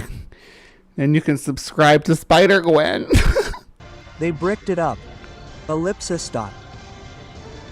I think a good sledgehammer will take care of that pretty quickly, and we can continue going. We'll wait right here. You go ahead and start hammering away. Yeah, look, it continues there. It's buried. There's a burial there. Yeah, but not really. Hammer, right? It goes hammer. further there. It's a bit buried. Yeah. You could get through there. Yeah, yeah. But the wall at the back right is off. Yeah, it goes under the thing.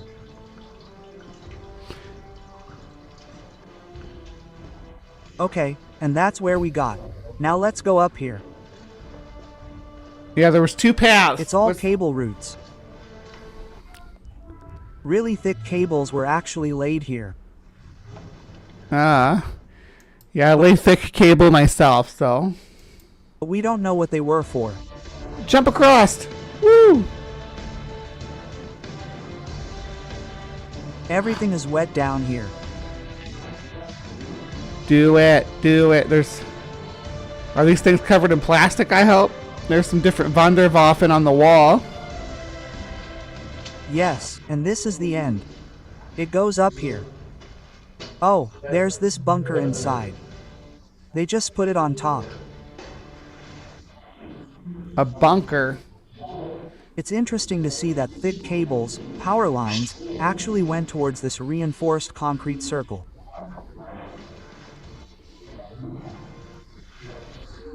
It actually went all the way down here and it goes really deep down. Well, let's go really... That's where I want to go. Saw it, but you can't get under it, right? Let's go up here. Yeah, you can. You just don't have the ingenuity to do it. You have to really want it.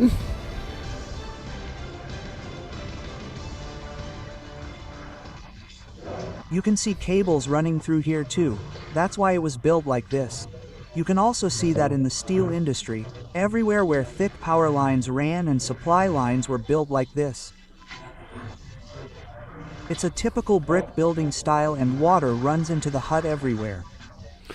So, I mean, brick's eventually gonna erode. It's only a matter of time before that wall comes down and we're able to see the secrets inside. Got a press bag. Take me into the depths of the turn it on here. Come closer, because there's water here. Ellipsis dot. It gets deeper too. It's bricked up at the back. The back is bricked up again, my friends. Go down. I want to see. Get closer. I want to look at this. There's still some way to go.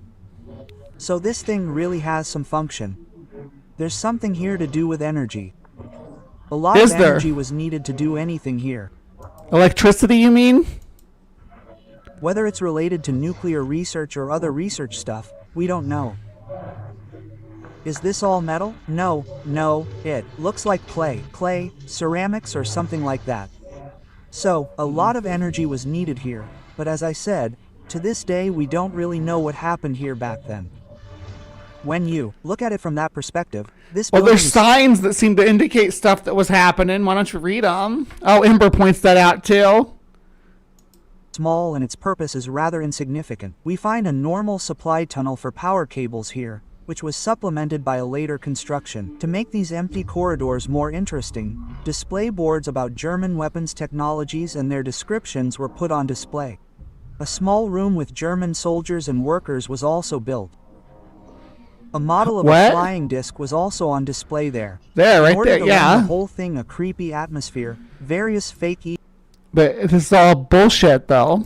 Eagles and signs have been hung up. A local resident told me that he had reached the cable tunnel directly below the concrete circle and had seen thick, circular copper pipes there. I cannot verify whether this statement is true, as a wall blocks my way. The supply tunnel runs from the power station, which is located on the sloping terrain, towards the forest, where there were also industrial and storage bunkers. This is why the supply tunnel is also a steel slope towards the power station. The fact that the power cable was laid through the supply tunnel to the higher lying it kind of looks like it was an aqueduct too. I mean, I'm not saying that's its main purpose, but they definitely built an aqueduct alongside of the walkway.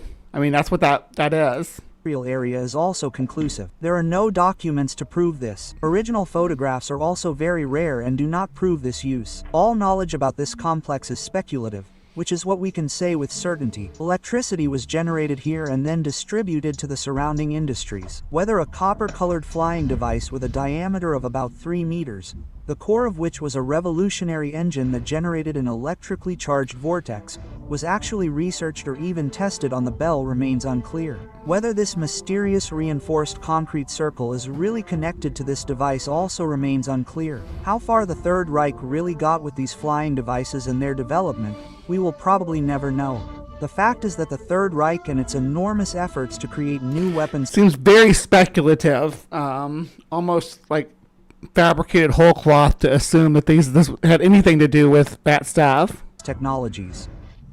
With a large number of excellent scientists, it managed to develop weapons that were decades ahead of their time.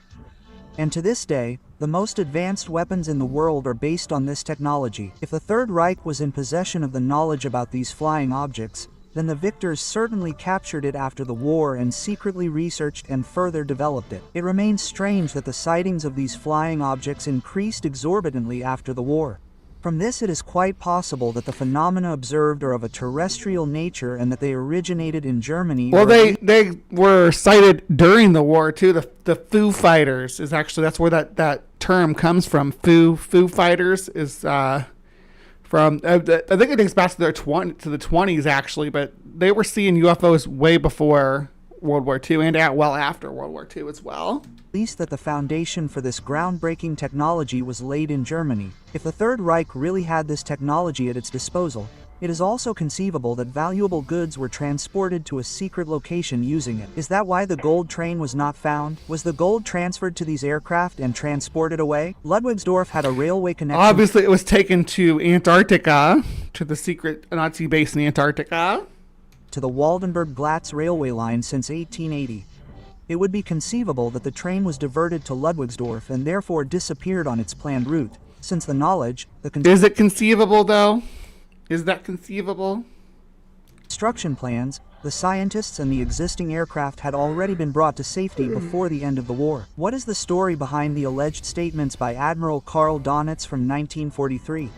The German submarine fleet is proud to have built an earthly paradise, an impregnable fortress for the Führer at the bottom of the world.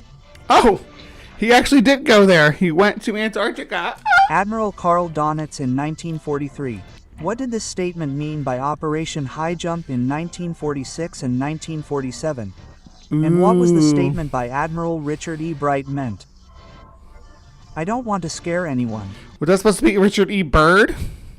But the bitter reality is that in the event of another war, the United States will be attacked by flying objects that can fly from pole to pole at incredible speed.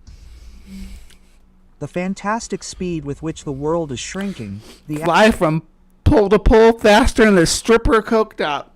Admiral explains, is one of the objective lessons we learned on the Antarctic exploration that we are just finishing. I can only warn my compatriots that the time is over when we could retreat into complete isolation and relax in confidence. The distances, the oceans, and the poles offered us a guarantee of security.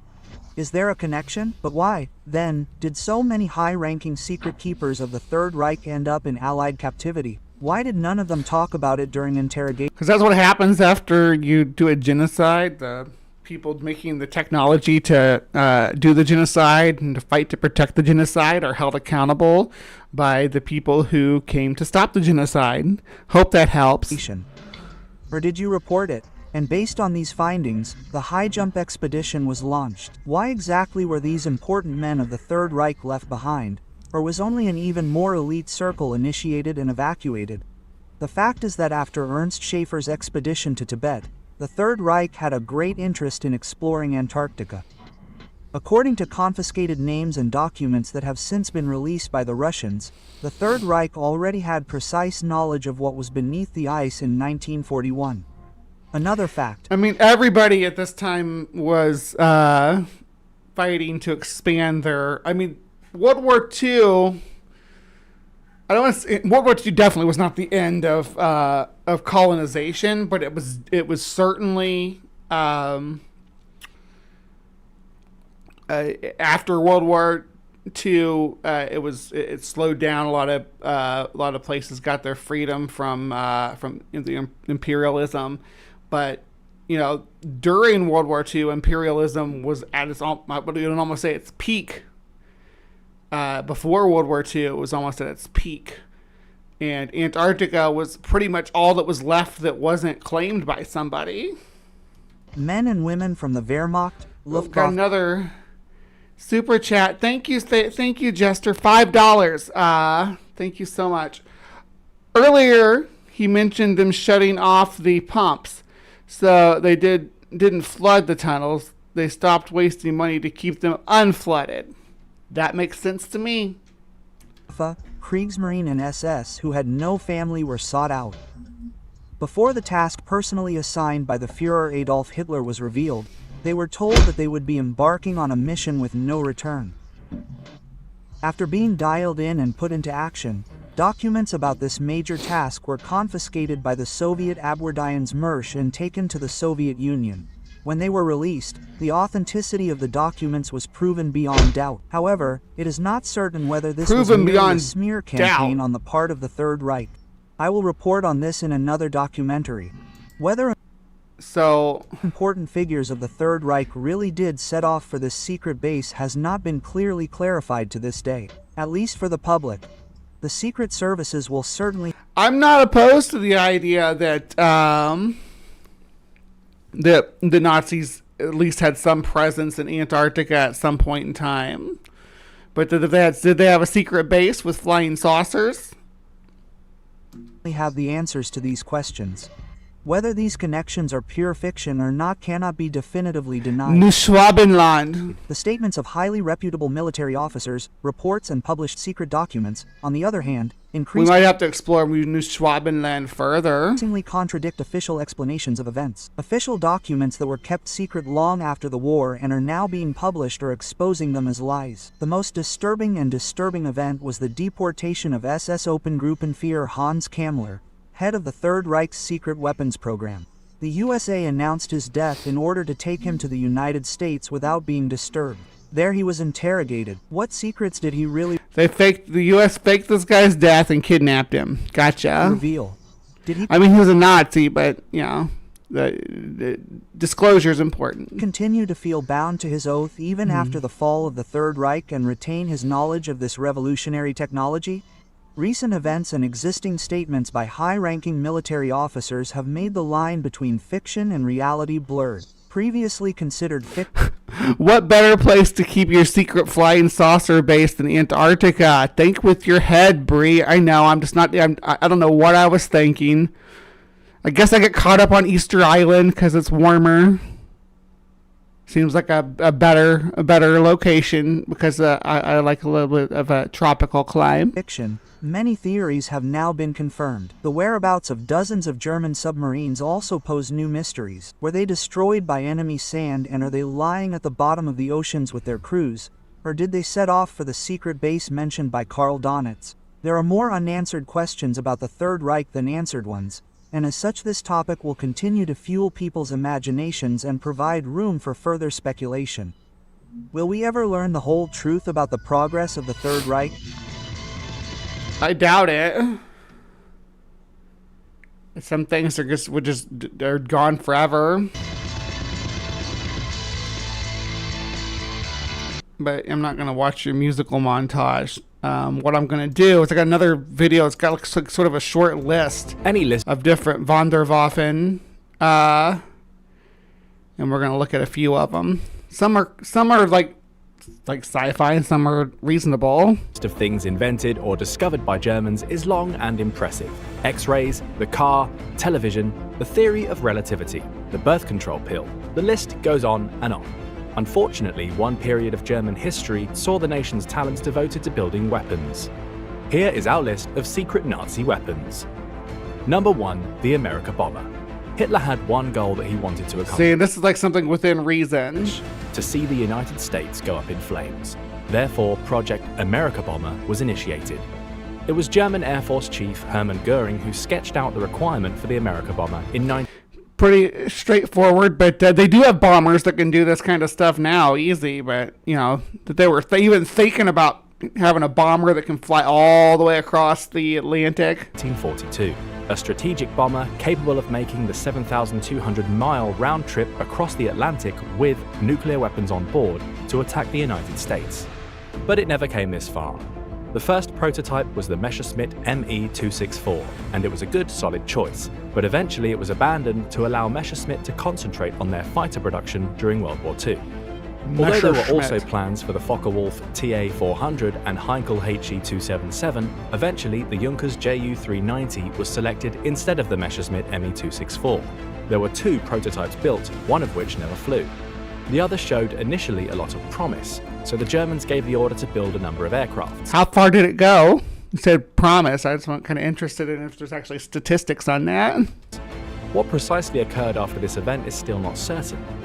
It was reported to be seen in Prague carrying out test flights, and there were also rumors that the aircraft indeed undertook a flight to within 12 miles of the American coast, just north of New York City. But there is no evidence of this flight, and how the Ju-390s were really used has never been found out. Both aircraft, though, were long gone by the end of the war. Number 2, Der Vampir. Der Vampir. Der Vampir. Should I put on my vampire sunglasses again for those? Empire. Unlike the America bomber that never saw the light of day, the ZG-1229, also known as codename Vampir, actually saw service during World War II. Der Vampir was the first night vision device designed for personal weapons, which was developed in 1944 but was not deployed until 1945. It was designed to be mounted on the world's first assault rifle, the STG-44, and saw action on the Eastern Front. The scope looked like a badly made flashlight on a rifle. The scope was heavy, 5 pounds, and the batteries carried in a backpack weighed 30 pounds. The Vampire saw battery weighing 30 pounds to power your night vision. Isn't that wild? into the infrared spectrum, not ultraviolet like most night scopes issued to the military today.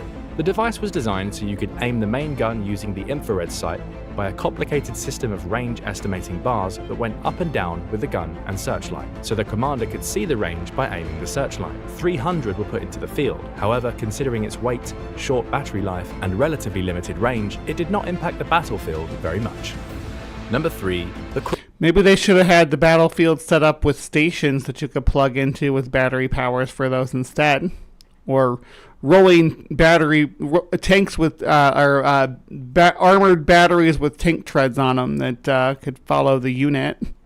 Just thinking out loud.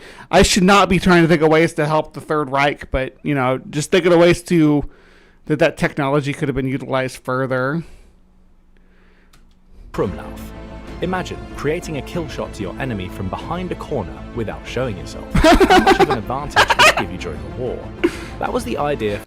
Some of these things were amazing that led to NASA and space exploration, and some of these were designed by Bugs Bunny bending Elmer Fudd's gun around to point back at him when he poked it in his rabbit hole. For the Krumlauf barrel. It was fitted to the Sturmgewehr so that German soldiers could fire their weapon around corners without exposing themselves to enemy fire. It was a great idea. It was evident by the end of the war that most of the fighting to come would take place in an urban environment. Rather than exposing oneself to get a well-aimed shot or blindly firing around a corner hoping that you hit something, what if you could fire around them without showing yourself? However, even the Krumlauf, or crooked gun, with the slightest curve, caused bullets to hammer the inside. This meant the barrel would soon give out and that frequently, even with a new barrel, the bullet itself would break apart, firing more of a shotgun shell spray of fragments than an accurate bullet. Only a few hundred of the barrels were produced. A Krumlauf with a 90-degree bend was being worked on. Bugs Bunny tech! Woo! As a standoff weapon for tank crews, but it never made it off the drawing board. Number 4. The Goliath. A war without a drone or another small device is something that is unthinkable in this time. Isn't it crazy to think that they had remote drones in World War II? They just weren't very good. But did you know that it was pioneered by the Germans during the Second World War? The Germans deployed several remote-control vehicles during the war, the most famous of which was the Goliath.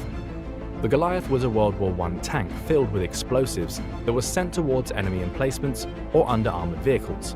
Many Goliaths were used against American troops at Anzio beachhead in Italy in spring 1944, and against Polish partisans in Warsaw later that summer. That's crazy! They had drones in World War II. You don't think about, I don't know. Maybe you guys do. Maybe I'm just behind, but I don't think about drones in World War II. They carried a single 13-pound charge. Nearly 8,000 Goliaths. I mean, they're sapper drones, but they're drones nonetheless. Were made, and they could and did severe damage when they reached their targets. However, most did not. They had terrible ground clearance, were a slow-moving target, had thin armor, and were expensive to make. However, these weapons, and our next one, were ahead of their time as the modern battlefield is increasingly filled with unmanned remote-control vehicles. It's wild. Number 5. The ball tank.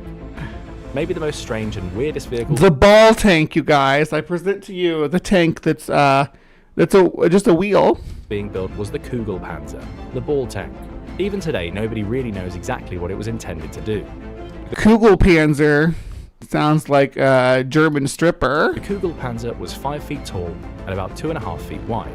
With thin armor, the vehicle could be manned by a single crewman on the inside sitting on a motorcycle-style saddle. This driver could see the battlefield through a very narrow slit, and if necessary, fire a single machine gun through a slot underneath the viewport. Only one of these Kugelpanzers was ever found. It was found by the Soviets in, of all places, Manchuria. Do you want a Kugelpanzer? Technically, the V1s were drones. Yeah, because they were unmanned and had a programmed flight path. Yeah, you're right. I guess when I say I don't think about World War I having or World War II having drones, I specifically meant drone ground assault vehicles. to be clear. But rockets in general are drone technology. Been sent to the Japanese, but nobody knows why. The best guess as to its purpose is that it was a primitive remote-controlled reconnaissance vehicle, but there are also rumors that it was a suicide vehicle for ramming into enemy troops and tanks, or a vehicle used as an infantry support weapon, which was able to travel to places. I could see practical uses for it. I just don't know if it actually is practical, how well it would stand up to fire, how well it would stand up to enemy combatants, right? Or you're going to end up being trapped inside a shell surrounded by enemies with no ammo left. Places where no man has ever been. What the nature of this vehicle was, we will never know, because the documents are locked away somewhere in Moscow's military archives. The only Kugelpanzer in existence is in a Russian museum, and no one is sure if it's genuine or not. Number 6, the Sun Gun. The Sun Gun might be my favorite Wunderwaffe because it was originally thought of as invented, conceptualized, or it never came to fruition as a way to bring sunlight to places that can't grow crops. Like, it had a humanitarian origins, but the Third Reich was like, nah, we're going to weaponize this. Yes, you heard that correctly. The Nazis planned to turn the sun into a focused weapon. It wasn't a very realistic plan, but it was a plan nonetheless and took up time and manpower, at least at the drawing board level. However, being Nazis, German scientists came up with the idea that if they could build a big enough mirror and deploy it in space, they could focus the sun's heat on a target, say New York, and kill everyone in it. However, since the Nazis' most famous superweapon, the V-2 ballistic missile, could not break through the atmosphere, could not be counted on to hit its target, and carried nothing but a warhead, we'd say the Sun Gun was more of a twisted pipe dream than anything else. Still, the Nazis devoted time to it when they could have had scientists working on practical weapons, so we should be thankful. Number 7, the Ratter. I think the idea of the Sun Gun is benevolent. I like it. Let's make that happen, because you could bring with the way climate change is going and stuff, we could bring a little bit of balance. But let's look at this giant tank, or Landkreuzer P1000. Meet the world's largest rat, the Landkreuzer P1000.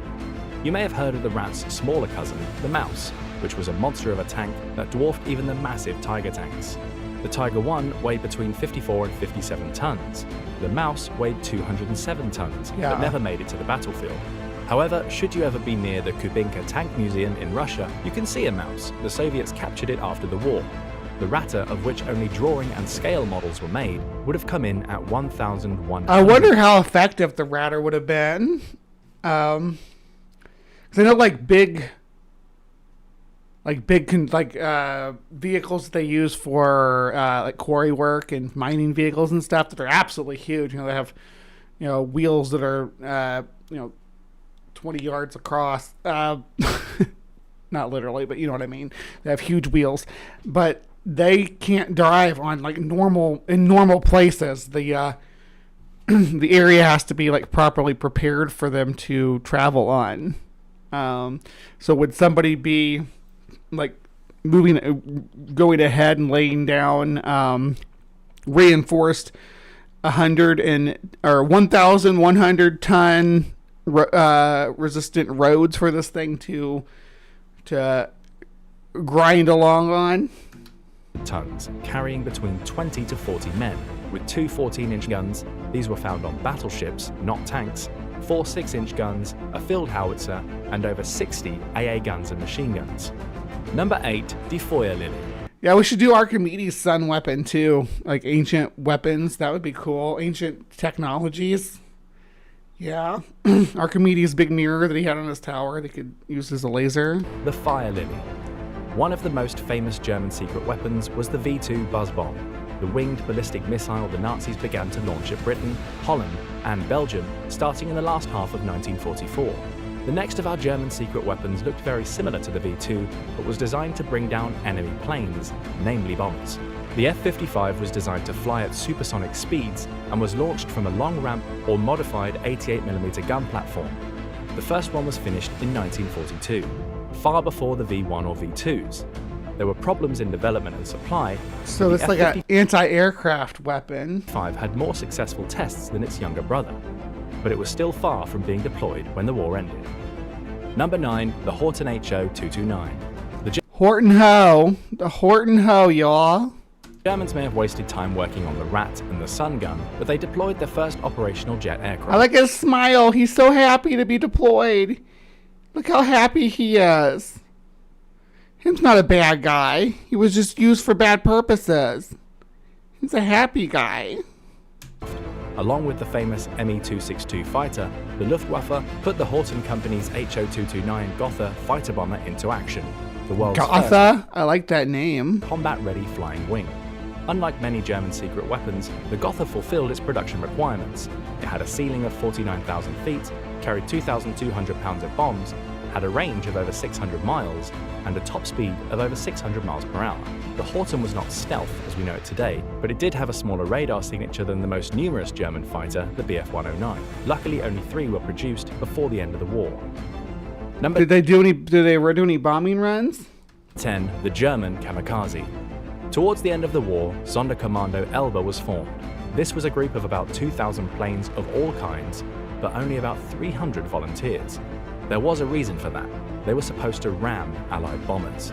Though they were supposed to bail out of their machines before impact, most knew it was a suicide mission.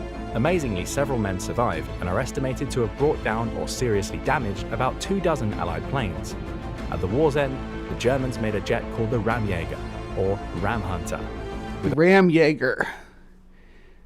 A fortified nose and reinforced wings to cut through a bomber's fuselage, but none of them were deployed before Germany surrendered. And here you have our list of secret Nazi weapons. We hope you enjoyed our video. Please leave a comment below about your thoughts and don't forget to like Crazy. Subscribe to the channel as an offering to the gods of the algorithm, and we'll see you in the next one. Thanks for watching. Gotha was the name of a research airbase. Thank you. Hello, Jefferson Spatchcock. Somebody was working through some issues while designing that thing.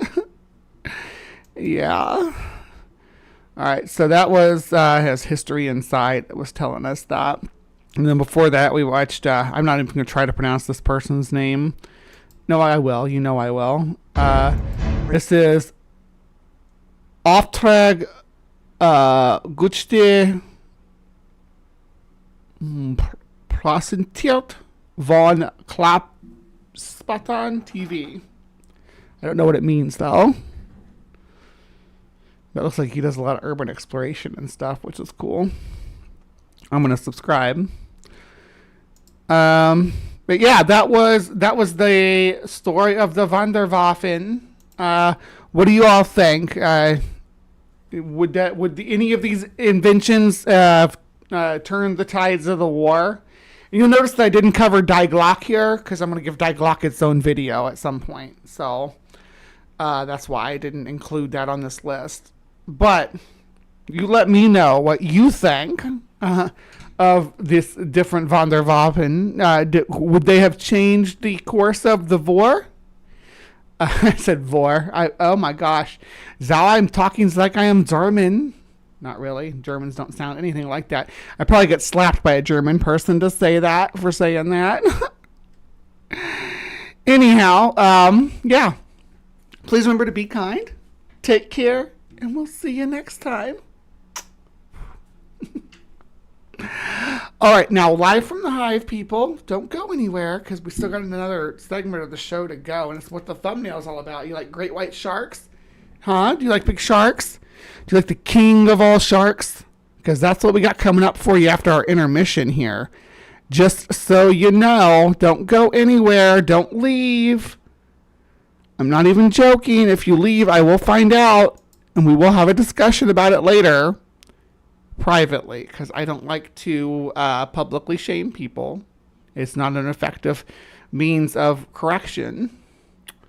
I'll be back in just a moment, though, with Bree's Bestiary for the Summer of the Maneaters.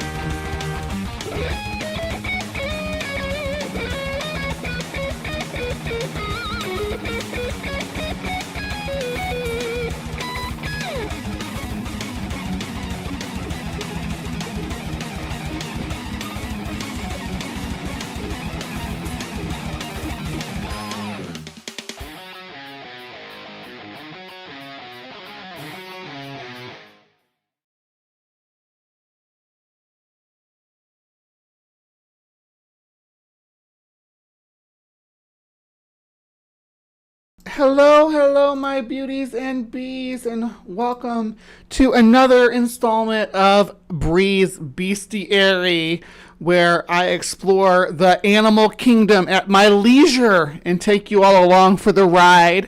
This summer, I have decided to do something a little bit different, a little bit special. I'm talking about animals that are known to be man-eaters or become man-eaters within their natural environments.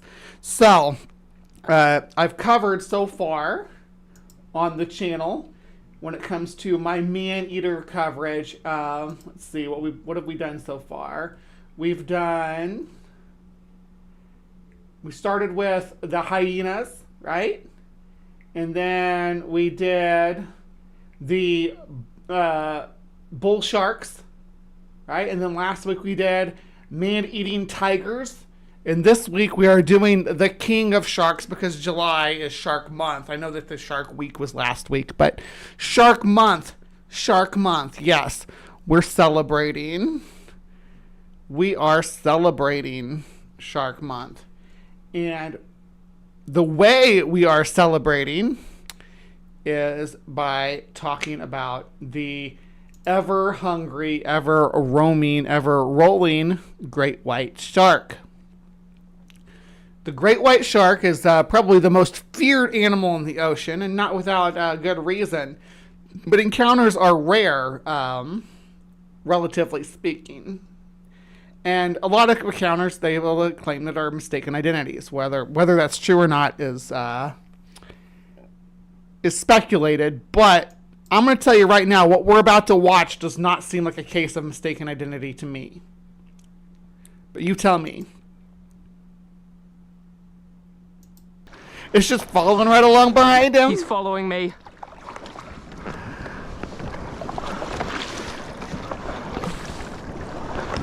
May. Would you already pee your pants? See, my roommates think I'm crazy because I say, I would like to go out being eaten by a great white shark. As long as it hit me hard and fast, that'd be an amazing way to go out. To be like, oh, just yeah. And I'm a little weird like that. Like I've often gotten ridicule for driving behind the log trucks because, an epic Final Destination death would be amazing. But I digress. Getting eaten by an apex predator would be amazing too. He's saying, where am you, little monkey, on this floating thing? I want to explore you. Oh, where are you going? Are we swimming along? And he's just like having the time of his life exploring your little kayak. I think you're excused to try to distract a shark with your water bottle at this point. I just don't know if it'll actually distract him. The great white shark covering Bree on man-eaters. Okay, yeah. I beat men and women alike. I'm a equal opportunity cannibal. We're just pretty bony, but not to say that sharks won't predate humans. I think that this is it's pretty evident that this shark is anticipating a kayak and go ahead and jump in the water and swim for it. What do you guys think? Is that the best option at this point? I'm going to run a poll.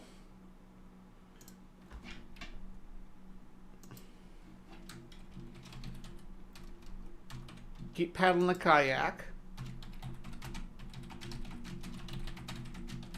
Or make some rash decisions.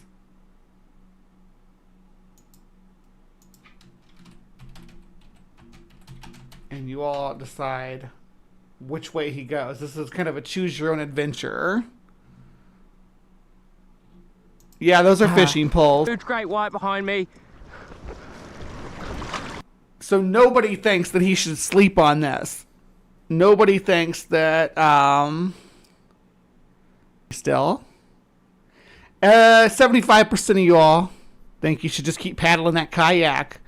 But 25% of the total votes, which is only one person, but still, believe that this gentleman should get in and fight that shark.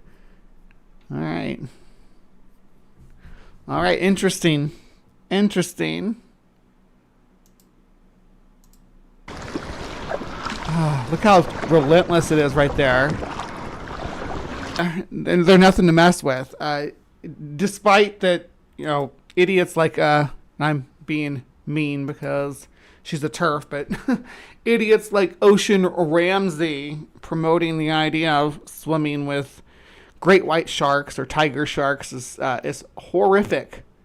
We will have tiger sharks before the end of the summer. So, as far as the lineup, what I have set up right now for my man-eaters of the summer, after great white sharks, we have next week we have leopards. Leopards are going to be the topic for a man-eater, and after leopards, it's going to be brown bears. Then we have salties, saltwater crocodiles. Then we're going to talk about lions. Maybe it's the lions of Tsavo will come up. But then we have tiger sharks after that. And after tiger sharks, we have polar bears. And there's more to come, too. I have more man-eaters to discuss. But that's going to wrap up the summer program of Summer of the Man-Eaters. There may be one more after that. I don't remember when the end of summer is. But anyway, appreciate y'all for sticking in here with me for Bree's Bestiary. It is not my most popular segment by any means, but sometimes it's pretty intense. Sometimes it gets pretty awesome like this one. I think this was my favorite segment of the day, watching this guy get chased by a great white shark. No, not leopard sharks. Leopards, like jungle cat leopards. The leopard sharks aren't man-eaters. Leopard sharks, they'll bite you. They generally aren't man-eaters, though. They don't kill people. You have, when it comes to man-eating sharks, you have, obviously the great white we covered, the bull sharks, the tiger sharks, and the oceanic white tip are the problem sharks, mostly because of mistaken identity, but white tips lead anything, so will tiger sharks. So take with that what you will. All right, so that's that for Bree's Bestiary. Appreciate y'all for sticking with me, and I hope you enjoyed the shark coverage. Please remember to be kind, take care, and we will see you next time. All right, live from the Hive audience. Thank you so much for sticking around. I really do appreciate everybody for all the support that they've given me over the years. The struggle is real, y'all. So I continue to do this show. And as long as people keep showing up to watch, I'm going to keep at it. I also, with Charlatan's Web, it's the new show that I'm doing on Friday nights. Generally with a guest, so come check that out. We pick some charlatan from the woodwork, and we expose them on some kind of grounds. Last night we talked about Bob Larson, the real exorcist, and he was coming pretty hard at Ozzy Osbourne. So if you missed that, me and Ember Belrad did that last night. Next week on Charlatan's Web, we'll be covering Sylvia Browne. So if you're interested in unwrapping that stank package, absolutely. I used to have Sylvia Browne's books, I had a library of witchy books, and I don't know, a third of them were Sylvia Browne books. Anyway, yeah, I'm gonna go ahead and wrap up and get some lunch. So please remember to be kind, take care, and we will see you next time.